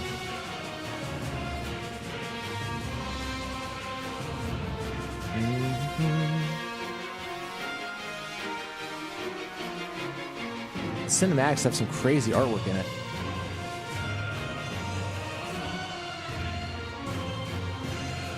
Avrei dovuto essere perfetto. This would be a fun game to play on stream. Infinito. What? Assoluto. I miei incubi muoiono oggi. Narrava lo scultore di un angelo. Oh, really? It's that bad, Workshop? Okay. Marcito nel suo cuore. I'll mark it, and we'll do it on the next one, because I want to do the ranking next, and then get ready for the Crimson Desert stream after that. It's about 10 o'clock right now. Should have enough time to rank, and then I have that stream scheduled for 11, so. Aberration. I'm scared. Sarai salvo. Ma stai attento. Quell'armatura tenteranno in tutti I modi di I like the character model a lot.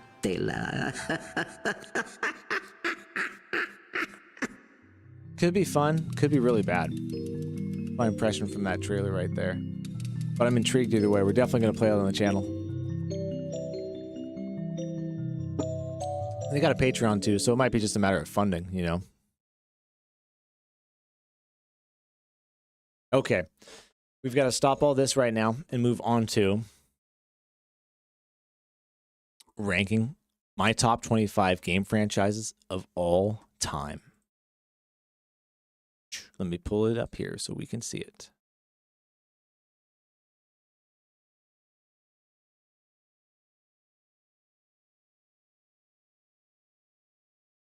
Make it even bigger here because it doesn't matter for this, stretching it out at all. Now this is going to get crazy because these are all the heavy hitters of all the heavy hitters. Well, I won't say all of them, but Halo, Red Dead, Castlevania, Street Fighter, Guilty Gear, Mortal Kombat, Persona, Super Mario, Fallout, Zelda, Half-Life, Metal Slug, Contra, Civilization, Crash Bandicoot, Doom, Guitar Hero, Darkstalkers. I don't think I played that one. Metal Gear Solid. And the list goes on and on and on. Out of all these, I've got to pick 25 and rank them in order. I'm not really sure how to do that. I don't think I just want to be like the lowest one and go through and pick. I think I'm going to go through these and just pick ones that I love and put them in certain places to start out. Old be bad, but must see price point. Yeah, that's what it comes down to too, WL check. If it's like $20, I'll buy it all day long. $40, now you're pushing it a little bit. $50, come on now, ain't no way I can do that for that. Okay. First one's going to be a banger. We got to start out strong. Zelda. Zelda for me, guys, is where it all started. This is the very first game I ever remember playing. Which one is it? The Legend of Zelda. Ocarina of Time is a masterpiece. The original Legend of Zelda is good. A Link to the Past is even better. I would say Ocarina of Time would be a masterpiece for me. But it's franchises, right? So I would say overall Zelda goes in the very good franchise category for me. Very good.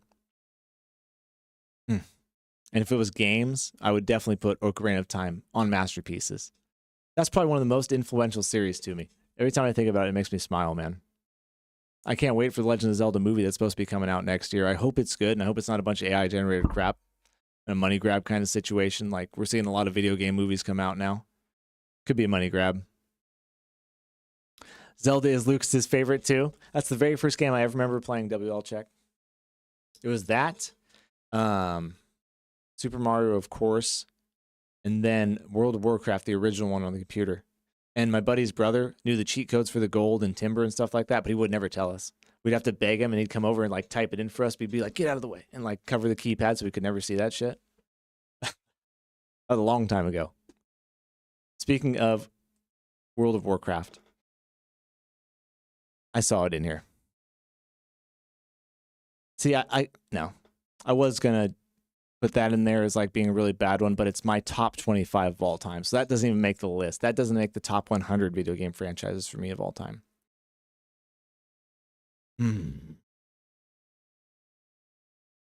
Let's go with another banger, the Halo franchise. That wasn't it. That was terrible. Is it better than Zelda for me? It's at least on par with Zelda. At least. You know how I first heard about Halo? I've probably told you guys this story. We were sitting at like a Denny's, and my dad was just like, "I heard there's this new game coming out for this new system called the Xbox. You should check it out, Logan. It's gonna be pretty good." I was like, okay. And then we got an Xbox and we got Halo, and I was like, oh my God, this is a game changer. And it ended up being like one of the best games of all time. And I heard about it from my dad. So it's at least on the Legend of Zelda level. Is it a masterpiece series? 1. 1's not quite a masterpiece. 2, masterpiece. 3, borderline, but at least very good. So 1's a masterpiece, 2 are very good. We got to put it in the very good category. I've got to rank it very good.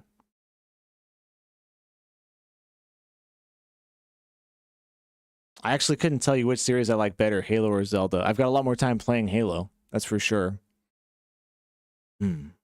What up, B. Ross? How we doing? I'm ranking my top 25 video game franchises of all time. Halo peaked when Xbox was peak. Yeah, Xbox 360 and Halo 3 was peak. Peak Microsoft gaming, peak Halo. That was when they were winning the war for sure, man. And then I bought a PlayStation 4 Pro after that. Hope you're having a good night, B. Ross. So let's grab another banger here. Remember, it's top 25 of all time. Not trying to put anything in here that's going to be bottom of the run. Super Mario. Super Mario for me. And now it's not top 25 of all time. It's top 25 all time for me, right? Super Mario for me is really good. But I've only played Super Mario on the Nintendo and N64. And N64 was great, but I never really got into it like some people did. I'm going to have to leave that off of my top 25 right now. Fallout, however, man. Like, go up. Fallout. We got to be careful. A lot of these are going to have been very good. So Fallout New Vegas, one of my favorite games of all time. Fallout 4, also very good. Fallout 3, very, very good. Excellent. Fallout 76, God, it was garbage when it came out. Really hurts the series overall. That was all of them, right?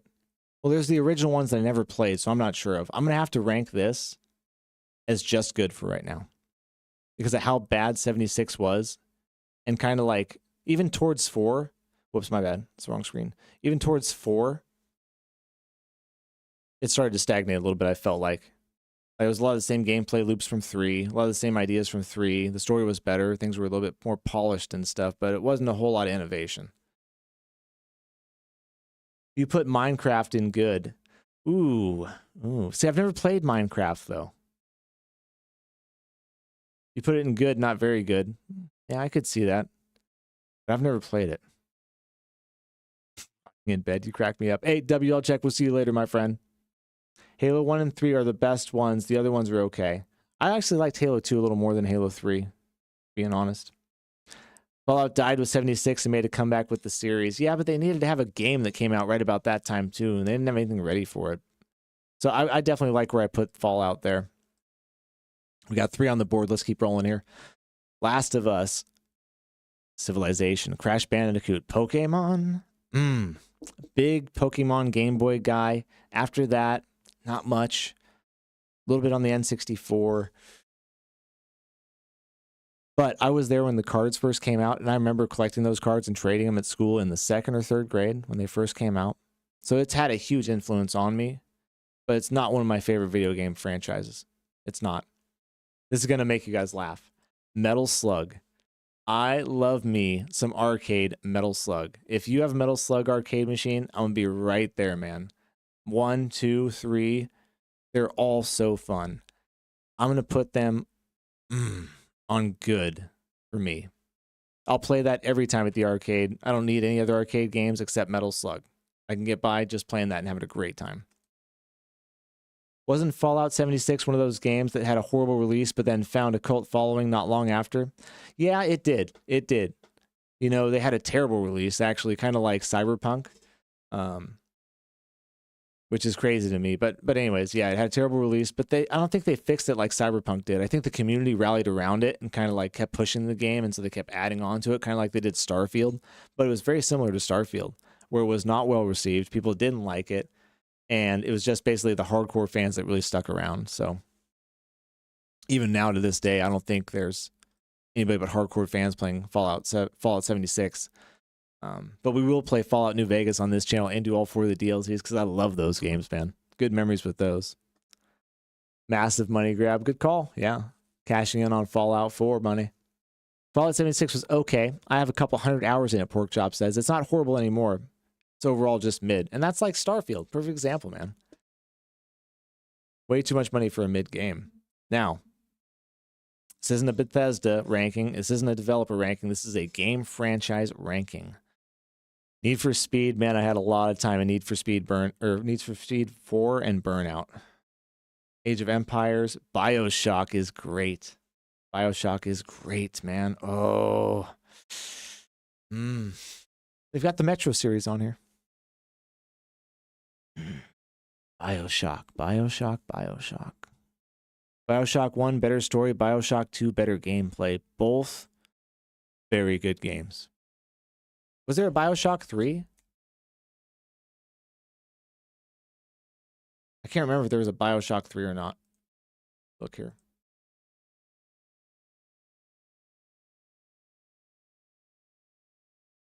Oh, was that BioShock Infinite?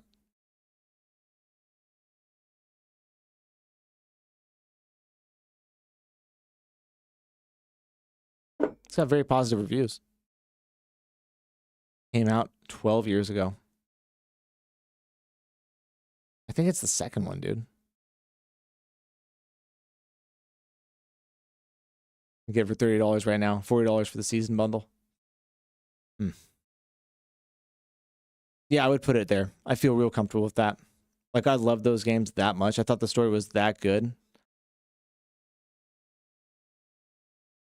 Need for Speed Underground. You have 3,600 hours in Fallout 76, Ezra? Dude. No, you're fucking lying, man. Ain't no way. Well, I mean, maybe you could say a few good things about the game then, because I've never played it, but I know a lot about it, and I know a lot of people didn't like it, and that's where my opinion comes from. What up, Paulo? How you doing? Only thing saving Fallout 76 in the show? Yeah. Oh, let's turn some tunes on. What video game soundtrack do you guys want to listen to in the background? I forgot about that. My bad.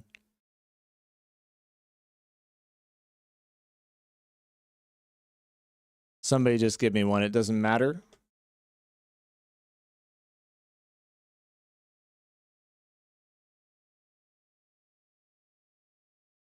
Then we'll get back to ranking these. Pew Pops, what up, brother? How you doing, man? We're back and better than ever. It's good seeing you, and thank you for the kind words on my father's post. I appreciate it, man. It was a tough 2025, but came back May 1st, got things rocking and rolling again. I would stop by your stream occasionally and see you playing more Fortnite and stuff like that, brother. But I was out of the game for way too long. It's good seeing you. Right now, we're ranking my top 25 game franchises of all time. I appreciate it, Pew Pops, but he was sick for a long time, man. You know, he had MS most of his life, and then he got dementia there at the end. And then all that was causing him to have these really serious, like, seizures and stuff. And so it was kind of rough at the end, but we saw it coming for a long ways, you know, so you can kind of prepare yourself for it. But been through with your dad, brother? Yeah, I'm sorry, man. Oh, it's good to see you, man. It's good to see everybody else back in here, brother. How's everything going with you? Still streaming? I know that. How's the business going? How's life? As I step over here and pick another franchise out. Remember, top 25. We need the biggest, the bangers, nothing but the best. Oh, Star Wars Knights of the Old Republic. Now, here, this is where it gets tricky, guys, because we've already screwed up here. I've already screwed up because I've got too many in the very good category because this needs to go on very good. Even though I think Knights of the Old Republic, the first one, when it came out, was a masterpiece. The story, I still remember to this day. I won't tell you anything about it, so I don't spoil it. Is one of the best stories in video games, I think. The gameplay, it was almost open world too, where you can pick which world you wanted to go to. The style where it's like a hub, like we talked about, right? Innovative for its time. But is it a masterpiece more than the Halo, more than the Zelda franchise, more than the BioShock franchise? No. It's got to at least be very good or good. Number 2 is really good. I got to put it in good just because we're getting too full in the very good category. I'm being a pansy ass about this, guys. I need to make some hard decisions here. Metroid. Now, I'm not a big Metroid guy, Pew Pops. I was a Metal Slug guy, arcade style, man. DRB could probably explain more about Fallout 76 issues between the games and its stuff. Oh, I did check out your edit, Hollow. It looks really good, man. People have been having insane hours in mid games. Like I have around 3,500 hours in Ark. No way, really? I'm gonna play Ark Raiders with somebody eventually here. CJ from San Andreas. Family and wife's good. Good. Glad to hear it, Pew Pops. How's the business, man? Because you run your own business and stuff, I heard. Did you hear that I got a new junior project manager job? I'm pretty excited about it. That's what I'm doing. I'm down here living in Seattle now, just being a junior project manager, doing junior project manager shit. Metroid's good, but I'm not a big Metroid guy. I didn't play a lot of them growing up. Sonic I played a lot more of. Final Fantasy, guys. Final Fantasy is the first one here that I've got to put. What a shitty way to make this name. It doesn't even look good. Is that the only Final Fantasy we have? I guess. It's the first one on here that's a true masterpiece to me. I've played 2, 3, 4, 5, 7, 9, 10, 10, 2, 11, 14. So almost all of them. And almost all of them were fantastic. The only one I didn't like, I think, was 14, which was the one where you got the flying car, and it was really kind of odd with the main story. It would just stop after you beat this one boss. It just kind of like dropped off like they didn't have anything else. But everything that I played besides that, absolute masterpiece. From the sound design to the game design, gameplay loop, the characters, character development, this music. Oh, it was all fantastic. And it evolved over time, I feel like. 14, they kind of got lost, like I said. It was pretty trash, but that's a pretty good run right there after making like 15 games over 30 years or something like that in the same series. That's definite masterpiece territory. Q-Pop says, our bus is cooking still. Been doing street sweeping. Bus for over 22 years. My buddy had a street sweeping business in a small town way north of me called Anacortes, and he really, really enjoyed it and did really good with it. Because he'd always do it at night, so it was hella chill. And he had the contract with like Safeways and the Fred Meyers and stuff.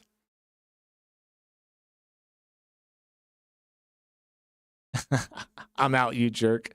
Dude, get out of here with your $50, Pew Pops. Get out of here, man. Thank you. I appreciate it, brother. Thank you. That means a lot, dude. At Pew Pew that means Pops, a lot. tipped Hey, everybody, make sure you go over to for Pew super Pop's channel, chat. sub and subscribe, and go check his Taco stuff Bell out. Cash. Really good first-person shooter. Really fun sub. A really fun streamer. I like all your stuff, man. Thanks. I appreciate it, brother. For some reason, I thought you had a moving company. I didn't think you had that. Got all that street sweeping money. You must have found that out there on the streets.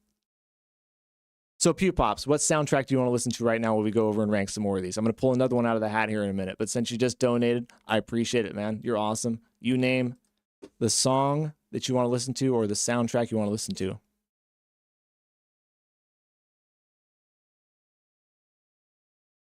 Yeah, Pew Pops is consistent, man. You know he's got over 100,000 subscribers on his channel? CJ from San Andreas. That's not a game, though. That's not a game franchise.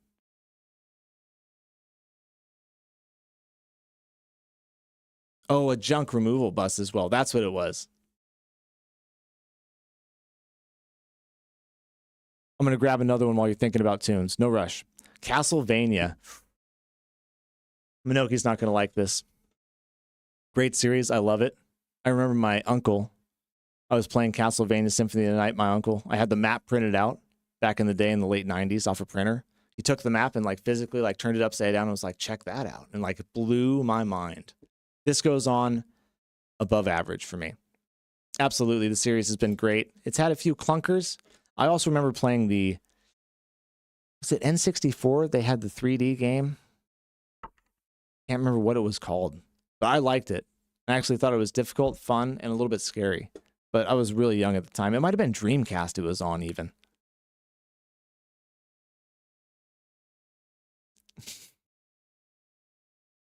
Hey, we'll see you later, Hall. Thank you for stopping by. The show was great. Now, I never watched the show. I watched Vampire Hunter D, which is a lot like it, but I didn't watch the show.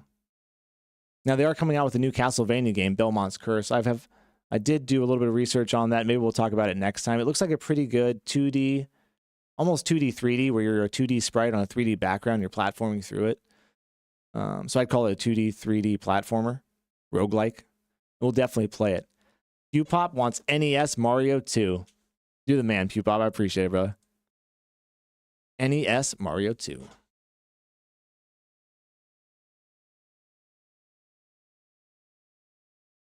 Dun, dun, dun. Do you ever think that your Oh, we life need as a the parent actual- feels like a juggling act? With Purdue Global, the juggling act just got easier. Because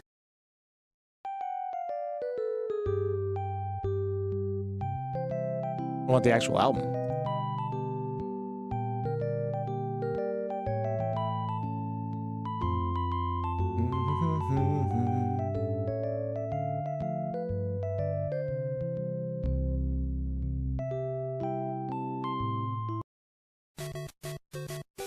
Boom.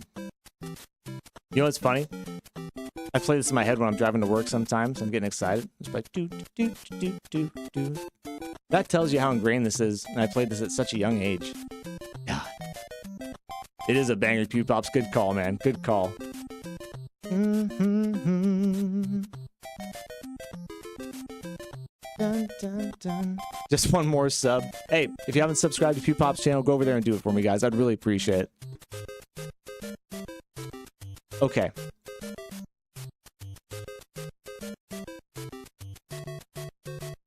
We've only got 3, 6, 7, 8 on the board. We're getting to 25 here.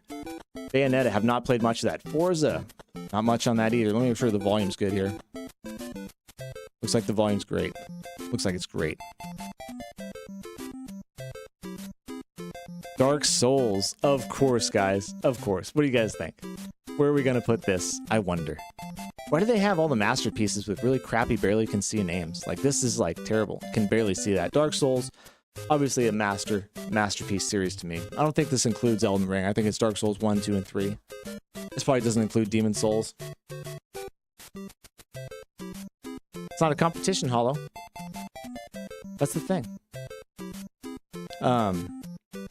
I started by playing 3. Then I went to Elden Ring. Bloodborne, excuse me. Then Sekiro, then Elden Ring. Then back to 1 and then 2. So I didn't really play them together. But I'm only going to rank this as Dark Souls 1, 2, and 3. We're not going to include any of the other ones. Not Demon Souls. Not any of the other stuff. Aries, this was Pewpop's suggestion for his super chat. You got to pick the soundtrack for the rest of the streamer. Good call, by the way. It's an absolute masterpiece of a series. I doubt anybody can argue me out of that position. Changed the way I game. I'll tell you guys how I started playing that game. At my with my dad at GameStop, right? Buying a video game.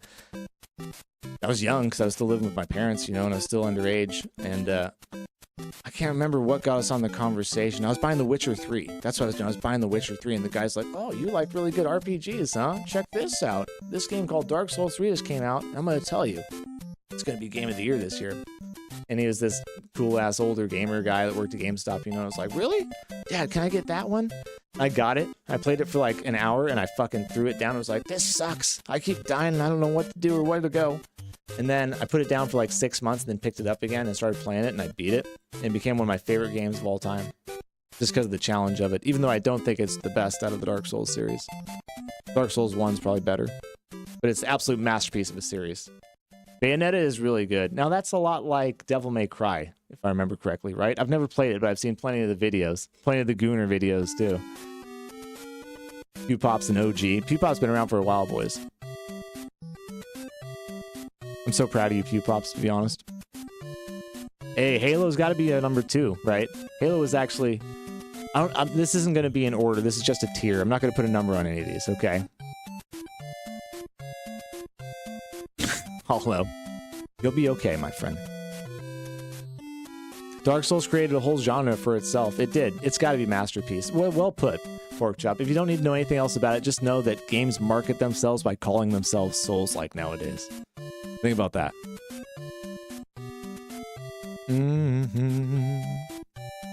Okay, let's go to the next one here. We've got how many on the board? 10? We got 15 to go. 2. Yeah, okay. SimCity, Crash Bandicoot, Midnight Club, Manhunt. I haven't even made it like halfway down the list with reading these yet before I keep finding amazing games, amazing franchises. StarCraft. Been too long since we've had a new StarCraft game. Batman. I've heard those were great, but I didn't play too many of them. Played Uncharted 1, 2, and 3. Thought they were game changers at the time. Kind of the Last of Us before The Last of Us. But not top 25 all time for me. No. Hey, here's Titanfall. D&B was talking about Titanfall earlier. I don't know what that game is. Flight Simulator? No. I don't even know what that game is either. Some of those are hard for me to see the name. Dishonored. Dishonored was great. Left 4 Dead was fantastic. Madden.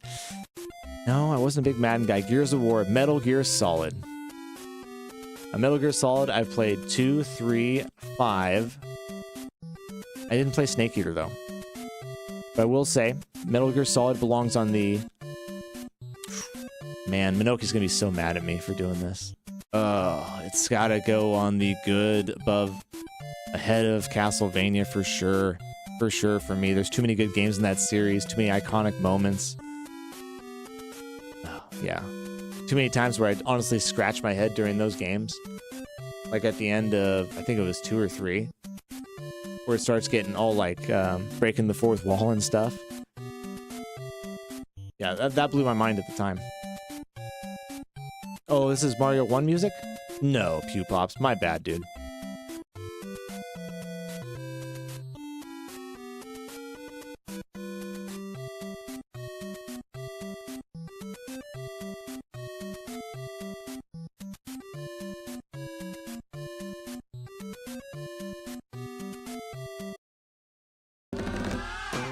This is not the original soundtrack, but it's a bunch of piano music. That is Mario Bros. 2. We'll try this out. This is just an ad. Sorry, guys. Give it a sec.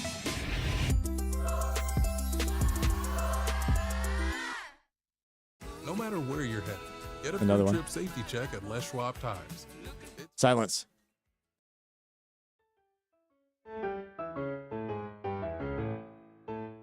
You get it in the Charlie Brown style of piano for right now. We'll find the MIDI tracks in a minute. Let's do another one up on here. SimCity, Yakuza, Sonic, no. Silent Hill, Dino Crisis, yes! Oh, sorry, my bad. I mean to hit the table.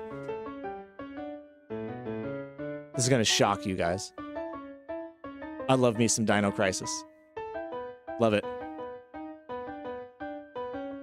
To me, I've got to put it down here at above average because I recognize it's not like great. And there's certain things about it that are definitely like jank and stuff. But dude, Dino Crisis was one of those games I played and I was like blown away by it. Like, why is this so fun? Killing these dinosaurs, getting the points, upgrading my weapons, surviving, discovering the area. I don't remember the redhead chick main character's name, but I just remember it being so freaking fun. And like, I literally played every corner of that game, found every item, and beat it like 2 or 3 times. It's in my top 10 rankings for underrated gems of video games that you must play. And I will have to put it up on the list. It's the very last one on the 25. It can take the 25th slot right now. I remember getting Mario 1 on my Chromebook and getting yelled by my teacher because Guardian constantly showed them my screen. Oh, okay. We didn't have that when I was a kid. Metal Gear Solid 2 ending basically predicted social media effects on society today. That's right. I remember that video too. I watched that on Asmon's channel. Anime horse girls are serious enough for me to blast some of my aggressive ass music. Okay. There you go, Hollow. We still gotta do a waifu ranking sometime. I thought about doing that tonight, but it was like way too many choices. Mountain Blade, UFC, Star Wars Battlefront. These games went downhill. My ex-wife bought me Star Wars Battlefront 2. Funny story, guys. So I turn this down just a little bit. My ex-wife bought me Star Wars Battlefront 2, and it was a terrible game. Terrible game. I hated playing it. We played it like once. We played it a second time, and then like a third time, because she would play it with me. That was her thing. She's like, "I'll get this, and we'll play it together. We'll bond." And I was like, "All right, this will be fun." And it was such a bad game, I didn't want to play it anymore. And she got all upset with me. She's like, "You don't want to play it, and I bought it for you." And I was like, "Yeah, it's not your fault. It just sucks." And she was like crying over it, man. I was like, I should have just fucking played it a couple more times. But I'll never forget how bad Battlefront 2 was, where the first one was amazing. Spyro, Guitar Hero classics. Total War, man. I'm a huge Total War fan. Huge. Shogun Total War, Medieval Total War. Out on the boats when I was fishing, I would take my laptop with me and play Total War in the off time sometimes. Streets of Rage, crazy 80s good. That was good. And the soundtrack for Streets of Rage is unbelievably good. I'll play that next, Pew Pops. But I'm not going to put Total War up there because I only really like the 2, even though I really like the series overall. It's not that high up for me. Tetris, Pac-Man, Silent Hill, Jak and Daxter. Jak and Daxter is so high up here for me, dude. Oh, is tough, but Asana helps you handle it. That and Crash Bandicoot. I had so much fun playing back in the day. I would have to put this. That's how work gets handled. Visit us at asana.com. Just because of the limitations for it being an older game on mid, and because we're like super stacked up here already. But mid's as low as we're going to go, because that's like top 25, right? Below average, I would never rank a game below average in top 25. Mid's about as low as I would go. But Jak and Daxter, a seriously good collection. Seriously good. I just saw this here, Resident Evil.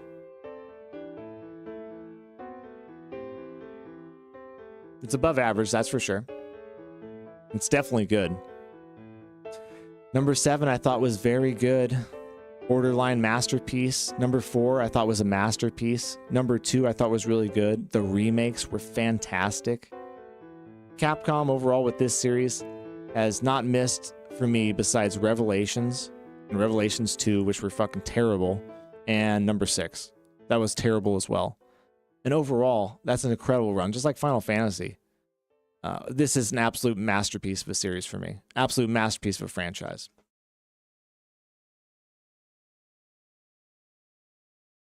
I've never played the first one either, I don't think. I think number 2 is the only one that is where I started my adventure. Metroid, Quake, Team Fortress, Half-Life, Portal, Europa. These are hard to read. What is that? Super Smash Bros. Yakuza. Okay, let's start at the bottom and work our way up, or we're never going to make our way through all these here. Def Jam, Dark Cloud! Dark Cloud. See, the second one wasn't very good, but the first one was so good with the fishing. Oh. Some of the best fishing in any game. But I can't put it up there as top 25 for me all time. Pikmin, I had that on the GameCube. I only had 2 games ever on the GameCube, and that was one of them. King's Field, man. Classic. Suiki, I can't even say it right, but I know all about this series. Suikoden is a fantastic video game series. Underrated. Way ahead of its time RPG with super deep character development and incredible storytelling. However, I've not played very many of them. I can't really put them on the list. Luigi's Mansion. That almost goes.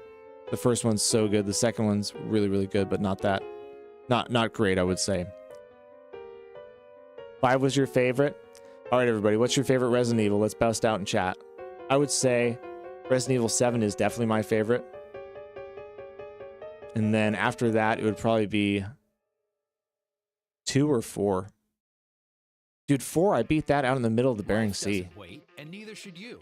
Aleve on a can little help you deal laptop. with pain less throughout your day. Whether it's a long day on your feet, a demanding workout, or everyday aches and pains, you need relief that can keep up when pain persists. Aleve is here for you with longer-lasting body pain relief compared to leading OT. Ronald loves this soundtrack too. This for you, Pew Pops. RE4 for Pew Pops. RE1 for El Nini. RE1 HD Remake. I have not played that, dude, El Nini. Is that the one I have to play? Can I try to do some ASMR? I really hate ASMR, and be honest with you. Every time I turn on those channels and the girls are like touching the mic and whispering, it creeps me out, dude. It's like nails on chalkboard for some reason. Pick number 3 for me, Lord. The song?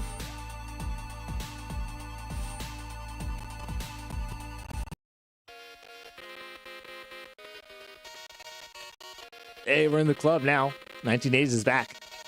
Forsaken, what's your favorite Resident Evil? Forsaken just did a Resident Evil marathon, actually.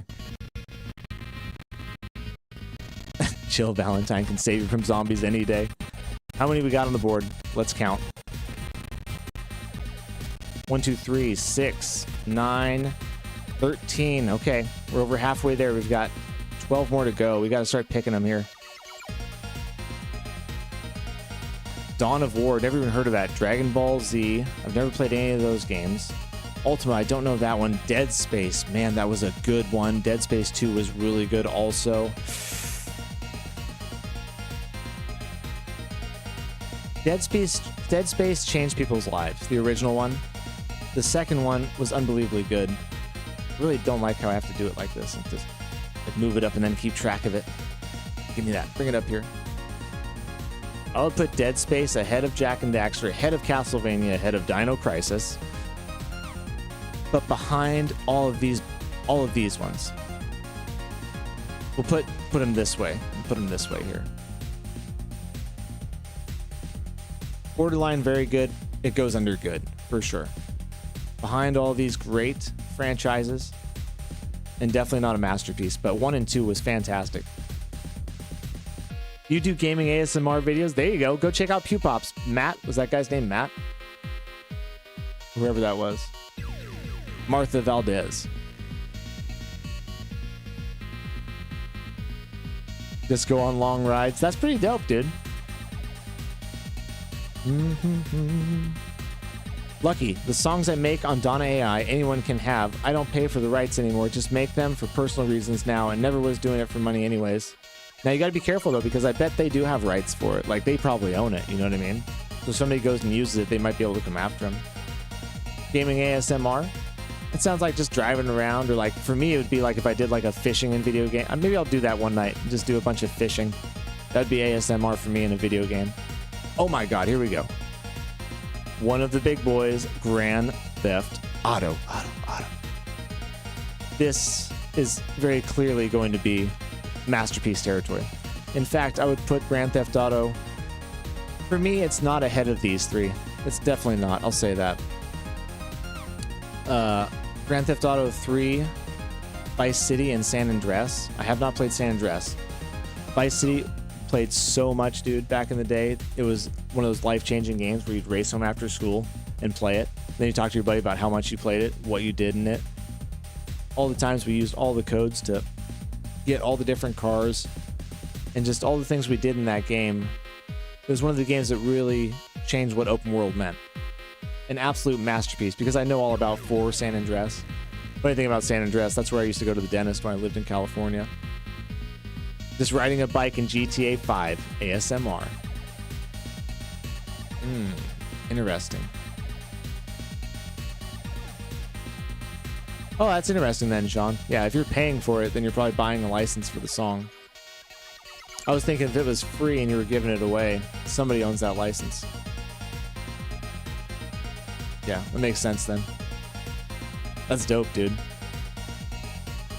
You've been programming mods for GTA 5, Pew Pops. Really?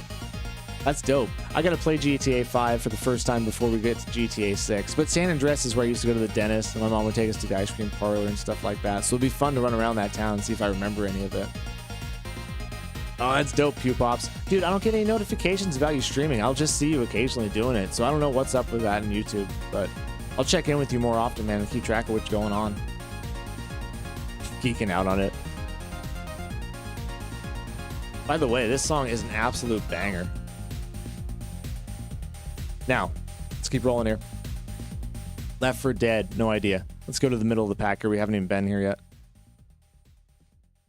Okay, I'm going to start here and go up. Goat Simulator's on here. That's so funny. Delta Force. Blasphemous 1 was really good, but I haven't played 2. Blasphemous 1 was a game Angela, changer, how did I would you say. find interest in the Navy and become a League of Navy Legends. neurosurgeon of all things? When I was joining the military, I Can't be talking when I'm talking, lady. Oh, that was the boss song? It makes sense why it was such a banger. Oops, I want that one. I want this one right here. League of Legends. Dota is one of the biggest games in the world and is every single year. It's like top 5 most played games, or most players every single year. We've got Goat Simulator. We've got Bus Simulator. We've got Life Simulator. Hades. Hades. Top 25 for me? I don't think so because I haven't played number 2. Number 1 was absolutely amazing though. I loved it. But didn't we do that on the channel? Can't remember.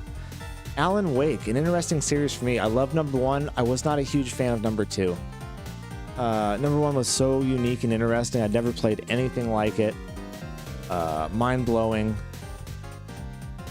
But number 2 didn't really do it for me, so we gotta keep that off the list, I think, for right now. It's not gonna be top 25. Conker's Bad Fur Day, that's a great game. Spider-Man games I never played or got into. Pillars of Eternity were fantastic. Fear and Hunger. Vampire. Papa Louie. Outlast. Infamous was great. Endless. Walking Dead's on here. What the fuck? That doesn't deserve to be anywhere on here. South Park. I remember buying the bigger, longer, uncut movie. Tony Hawk Pro Skater. Man, I'd love to put that on there because all the time I spent there, but it's just not one of the greatest to me that I've played. I've played greater series than that. More Pokemon here. Age of History. Bloodstained. Heavy Duty. Cities. GTR. Call of Juarez. That was a great game. Great game, but I'm not thinking it's going to make top 25. Helldivers. I didn't play that at all. One Piece games on here. Far Cry. Where is Far Cry going to go? Because that definitely makes the list for me. Far Cry 4 was amazing. Far Cry 3 was good. Far Cry Primal was too much, but really well done. I felt... Was it Far Cry 5? Oh. Are you fighting like the rednecks? This sucks. I gotta do it like this. Carry it up piece by piece. This definitely makes the list. It's gonna go in front of Castlevania, in front of Dino Crisis, in front of Dak and Jackster as above average game for Lucky here. That one's a total winner for me. Where do you want me to post songs, and can I show you anyone can listen to it and do the payment for proof of creation? All it means is they own it. I don't, which is fine with me. You can put it in the post your content, probably, is where I would put it, brother. And no, I believe you, man. I trust what you're saying to me. Red Dead Redemption. It's crazy to think Rockstar Studio could possibly have 2 masterpiece series on this list. Well, more than possible, they absolutely fucking do. Red Dead 1 is amazing. I never finished it, I'll admit that. We'll go back and we'll finish it here on the channel sometime. Red Dead 2, I've got over 250 hours in. An amazing game. Some of the best fishing you could possibly have in games. And some of the most interactive environments. Although I think the gameplay is a little bit outdated, you know. The actual gameplay loop of fighting the bad guys and questing after items and stuff like that. There's so many things that are just like peak in that game and the best that's ever been done that it is an absolute masterpiece. And number 1 is excellent too. Excuse me, lose my voice a little bit. Keeping it moving here. Doom, I've never played more than 2 of them. Played the original, I played Doom. I think the Dark Ages is what it was. And they were good. Street Fighter, man, those were good games. Those were good games, man. But no. Capcom Versus. I bought a Capcom Versus Marvel game one time when I was a kid at Walmart. It was still wrapped in the plastic. I went home, opened it up. There's no CD in it. They stole it out of the factory. Gran Turismo. Nah, The Last of Us, man. Last of Us was an No, I can't put it. I can't. I've only played the first one. I haven't played the second one. Wasteland. Tetris, man. Dude, Tom Clancy's Splinter Cell was one of those games that came out and everyone was like, this is crazy. Perfect Dark also, I had a A lot of fun in Perfect Dark. Amnesia, Neo. I've never played a Neo game. The Witcher. The Witcher, The Witcher, The Witcher. Everybody laughs at Witcher 2 and Witcher 1, but they have their own unique flares that I think make them great. And I'm totally putting The Witcher in this list. Witcher 3 is a masterpiece. Witcher 2 is a is a good game, and Witcher 3 is above average. It's going to bring our ranking to a good game overall for the series. Witcher 3 and the DLCs. The DLCs are almost like their own game. Blood and Wine and Heart of Stone. They're almost like their own games, so I count them a little bit extra in that category. There's down just a hair right here. So that totally makes the cut. Now, where are we at? 1, 2, 3, 4, 5, 6, 7, 8, 9, 10, 11, 12, 13, 14, 15, 16, 17, 18, 19. We got 6 more to go, guys. And it feels about right because I'm running out of games that are top 25, it seems like, on this list. Obviously, it's not all the games ever made. It's just a bunch of them. Assassin's Creed's on here. For me, though, I've only played Shadows, and so I would not rank that. God of War. God of War 1 and 2, incredible games. God of War 3, kind of meh. I have not played the new one. But God of War is absolutely going in the very good category. The original was so fun, and the massiveness of the bosses and climbing all over them, this is pre-Shadow of the Colossus and all that stuff, was super unique, and you hadn't really done that in the game or fought anything at that staggering level. And it was super responsive combat at the time, and the story was really good, you know? And just overall great video game fun. Back when video games were still almost arcade style, you know what I mean? They're still trying to make arcade style games and consoles. The song reminds me of the Ghostbusters theme.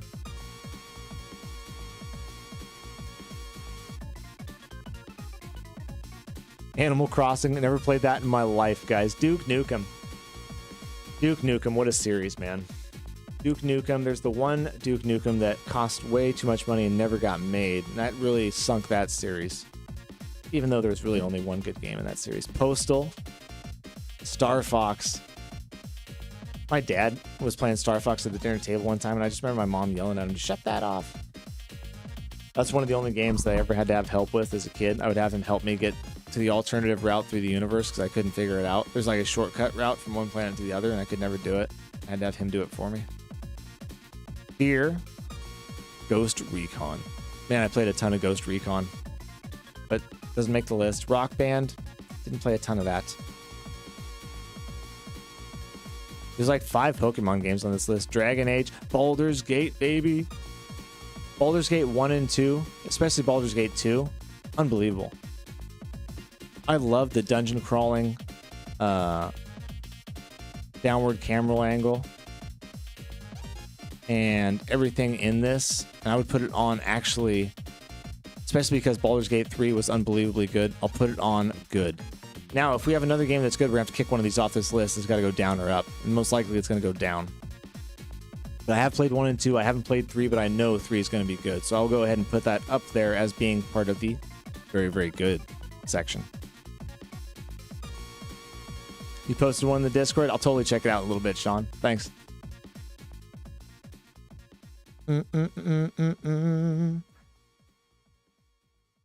Amnesia. Top Gear. I don't know what that one is. Tales of. I don't know that. Dead Rising. I know what that is, but I never played it. Driver. Everybody, that game is so hard. Diablo! God, this game started out so strong, but it went downhill so fast. But still, Diablo 2, I spent so much time in. Man, I think I was on like a 3rd playthrough, and I lost my paladin and all my armor and everything, and I got so fucking mad. I'll put this down here as above average, because number 1 was great. Number 2 was borderline masterpiece for me. Number 3 was good. Number 4 is just above average. It started to go downhill, and it's really bad nowadays in my opinion, but back in the day, it was goated. 100%. Dude, those cutscenes in Diablo 2 at the time were just like on another level. Mario Party 2. I'm going to put that on the list if I can't find anything else to fill that 24 slot. Borderlands. Played a lot of Borderlands 2. Alone in the Dark. Divinity. Mario Kart. Oh, man. There's so many different varieties of Mario games. And like, I've liked them all at different times. I haven't played Mario Tennis. But have I liked them enough to put them in my top 25? No, but Max Payne, absolutely, man. This was one of those games, when it came out, it was like, oh my god, I can't tell my parents I'm playing this game. This is like dark and gritty. Talking about bad stuff and looking for his murdered wife and everything like that. But the slow motion shooting in this was the first time we'd really had that in a video game, and it was unbelievable. I would put this actually way up here, above Castlevania, Dino Crisis, and Diablo for me, for sure, 100%. Russian Attack, NES. Okay, let's check it out. Russian Attack.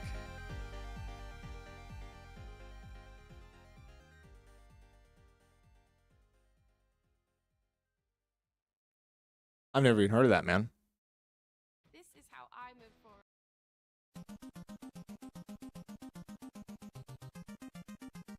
Konami, though. That's a cool game, man. Oh, Sean, okay.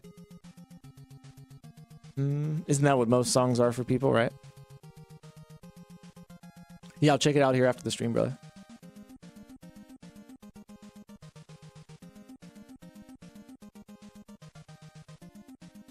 Soul Calibur. Dynasty Warriors. That was a great series for a while there. Nier is near and dear to my heart. And I talk about it so much, even though I've only played Nier Automata. I haven't played any of the other ones. But it is by far one of the craziest series, one of the most epic series, and one of the most fun games that I've played. Even though it's a little bit outdated now, I still feel like it's amazing. Oh my gosh. And it's going to go in as very good. Yoko Taro, one of my favorite game directors. Unbelievable. Unbelievable. We will go back and play some more of those Nier games on the channel because they mean that much to me. Prince of Persia! Yeah, Sands of Time. Oh, man. Space Marines. Fable. Now, I played the original. I didn't play any of the other ones. The original was genre-defining. Undertale Deltarune. Now, that's right outside the top 25 for me. It depends on how Deltarune plays. I haven't played Deltarune yet, so if it plays good, it could be up there in top 25. Undertale was good. Undertale Yellow was even better to me. I gotta leave it off the top 25 for now. Just can't do it. Run out of time here. Pokemon Stadium. That's the last Pokemon game I ever played. I will not put it on the list. Siphon Filter, man. Used to play that at the arcade. Destiny, never played that. When They Cry. I don't know what game that even is. Turok!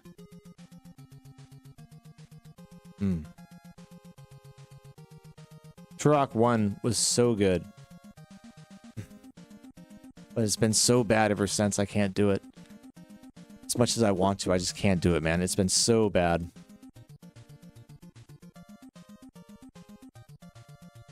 Bloodstained, I don't know what that is. Melty Blood, Fate, Dragon. Yeah, I can't read some of these. Warrior Land, Ninja, Island, Asteroids, Tony Hawk's Pro Skater. We played so much of that. I think it was like Tony Hawk's Pro Skater 2, actually. It's what we really, really geeked out on. Fear and Hunger, Pillars of Eternity. It's a big, big game. I can't put it on there either. I'm tempted to put Alan Wake, but nah. Jedi Knight I've never played. Farming Simulator. Should put all those simulators together, man. Fatal Frame. Interesting game.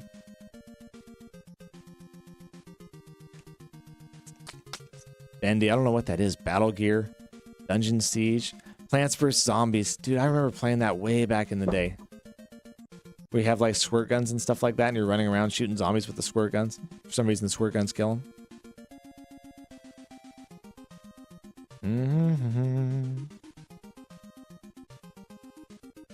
Why Why is Path of Exile on here? I don't know. Suik Doden. Definitely tempted to put that up there, but I'm not going to because I haven't played it. Now we're getting to the tough part, though. I've picked out all the big bad boys that I thought deserved to be up there. Let's count and see what we got left here. And once again, this isn't like all the games of all time. It's just their list of like 500 or something like that. 5, 10, 15, 16, 22. We need 3 more. Well, okay. Dude, Wolfenstein. I wish they had Red Faction up here. I would put Red Faction as one of my top 25 of all time. I remember playing Red Faction. There's this one base in Red Faction Guerrilla. My buddy was in the other base across from me. I was in one.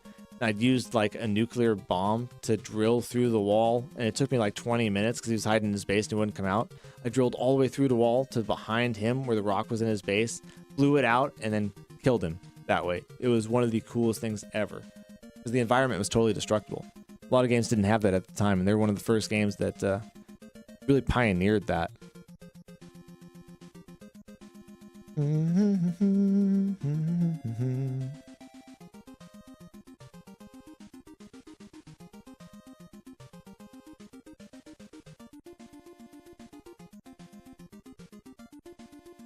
Spyro, that's funny. Injustice, Midnight Club, Manhunt, could be. Okay, I'll go ahead and I'll put Uncharted up here, I guess. Uncharted will be mid. It's below all these games. Uncharted 3 was really good. Assassin's Creed, I just can't do it. Rainbow Six.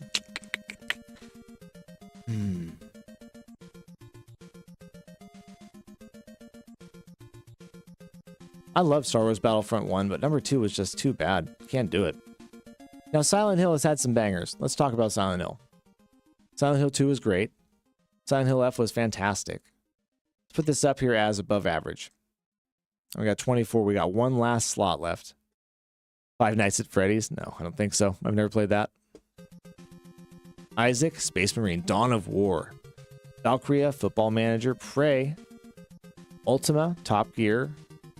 But can it play Crisis? Tomb Raider. Command and Conquer. You know what? Because I loved Undertale Yellow so much, and Undertale was a really good game, I have a suspicion Deltarune's going to be really good. Let's go ahead and in the 25th spot, we'll move Deltarune and Undertale on up in there. It's above Uncharted. It's above Dak and Daxter for me. Above Dino Crisis. It's above Castlevania. Above Max Payne. Who is it? Above Far Cry.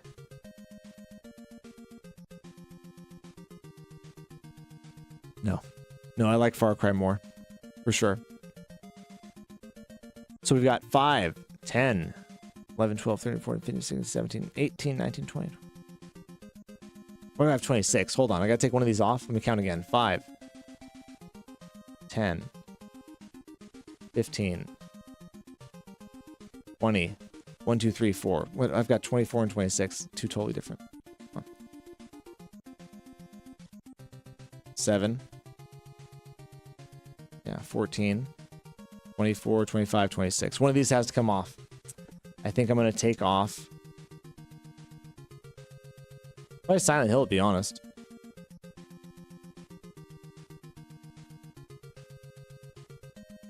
Yeah, I'm pretty happy about that.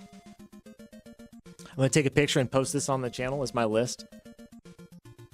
See if anybody has anything they want to disagree with on it, or post any comments down below on where they would change things at and stuff. But that's my list for right now. I feel happy with it. The only masterpieces we have, to go over it real quick and cover it.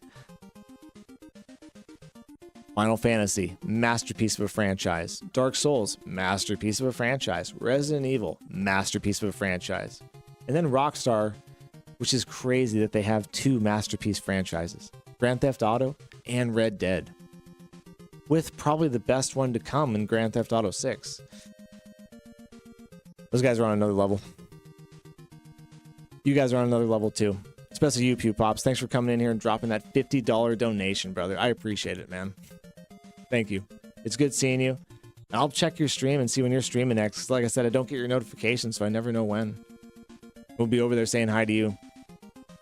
Sean, I'll check out your song here in just a minute. I'm going to get off and get ready for the Crimson Desert stream we're about to do, guys. I appreciate everybody coming by. What up, Pew Pops? I see you in the shorts chat now. Battlefront 1 was unbelievable. Remember jumping around as a Jedi with the lightsabers and the powers you had? To go from that to number 2. That's got to be on top 10 downfalls of all time for me. I appreciate you, brother.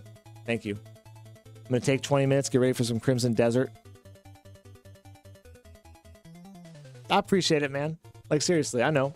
I know how it goes. That's why I do it, too, you know. It's fun to see how happy people get, you know, too, so. And for me, it's not, you know, about the money or any of that stuff at the end of the day, but it's about the community and having fun playing video games and having a reason to, you know. That's kind of what happens as you get older. You kind of lose your reasons for doing the things.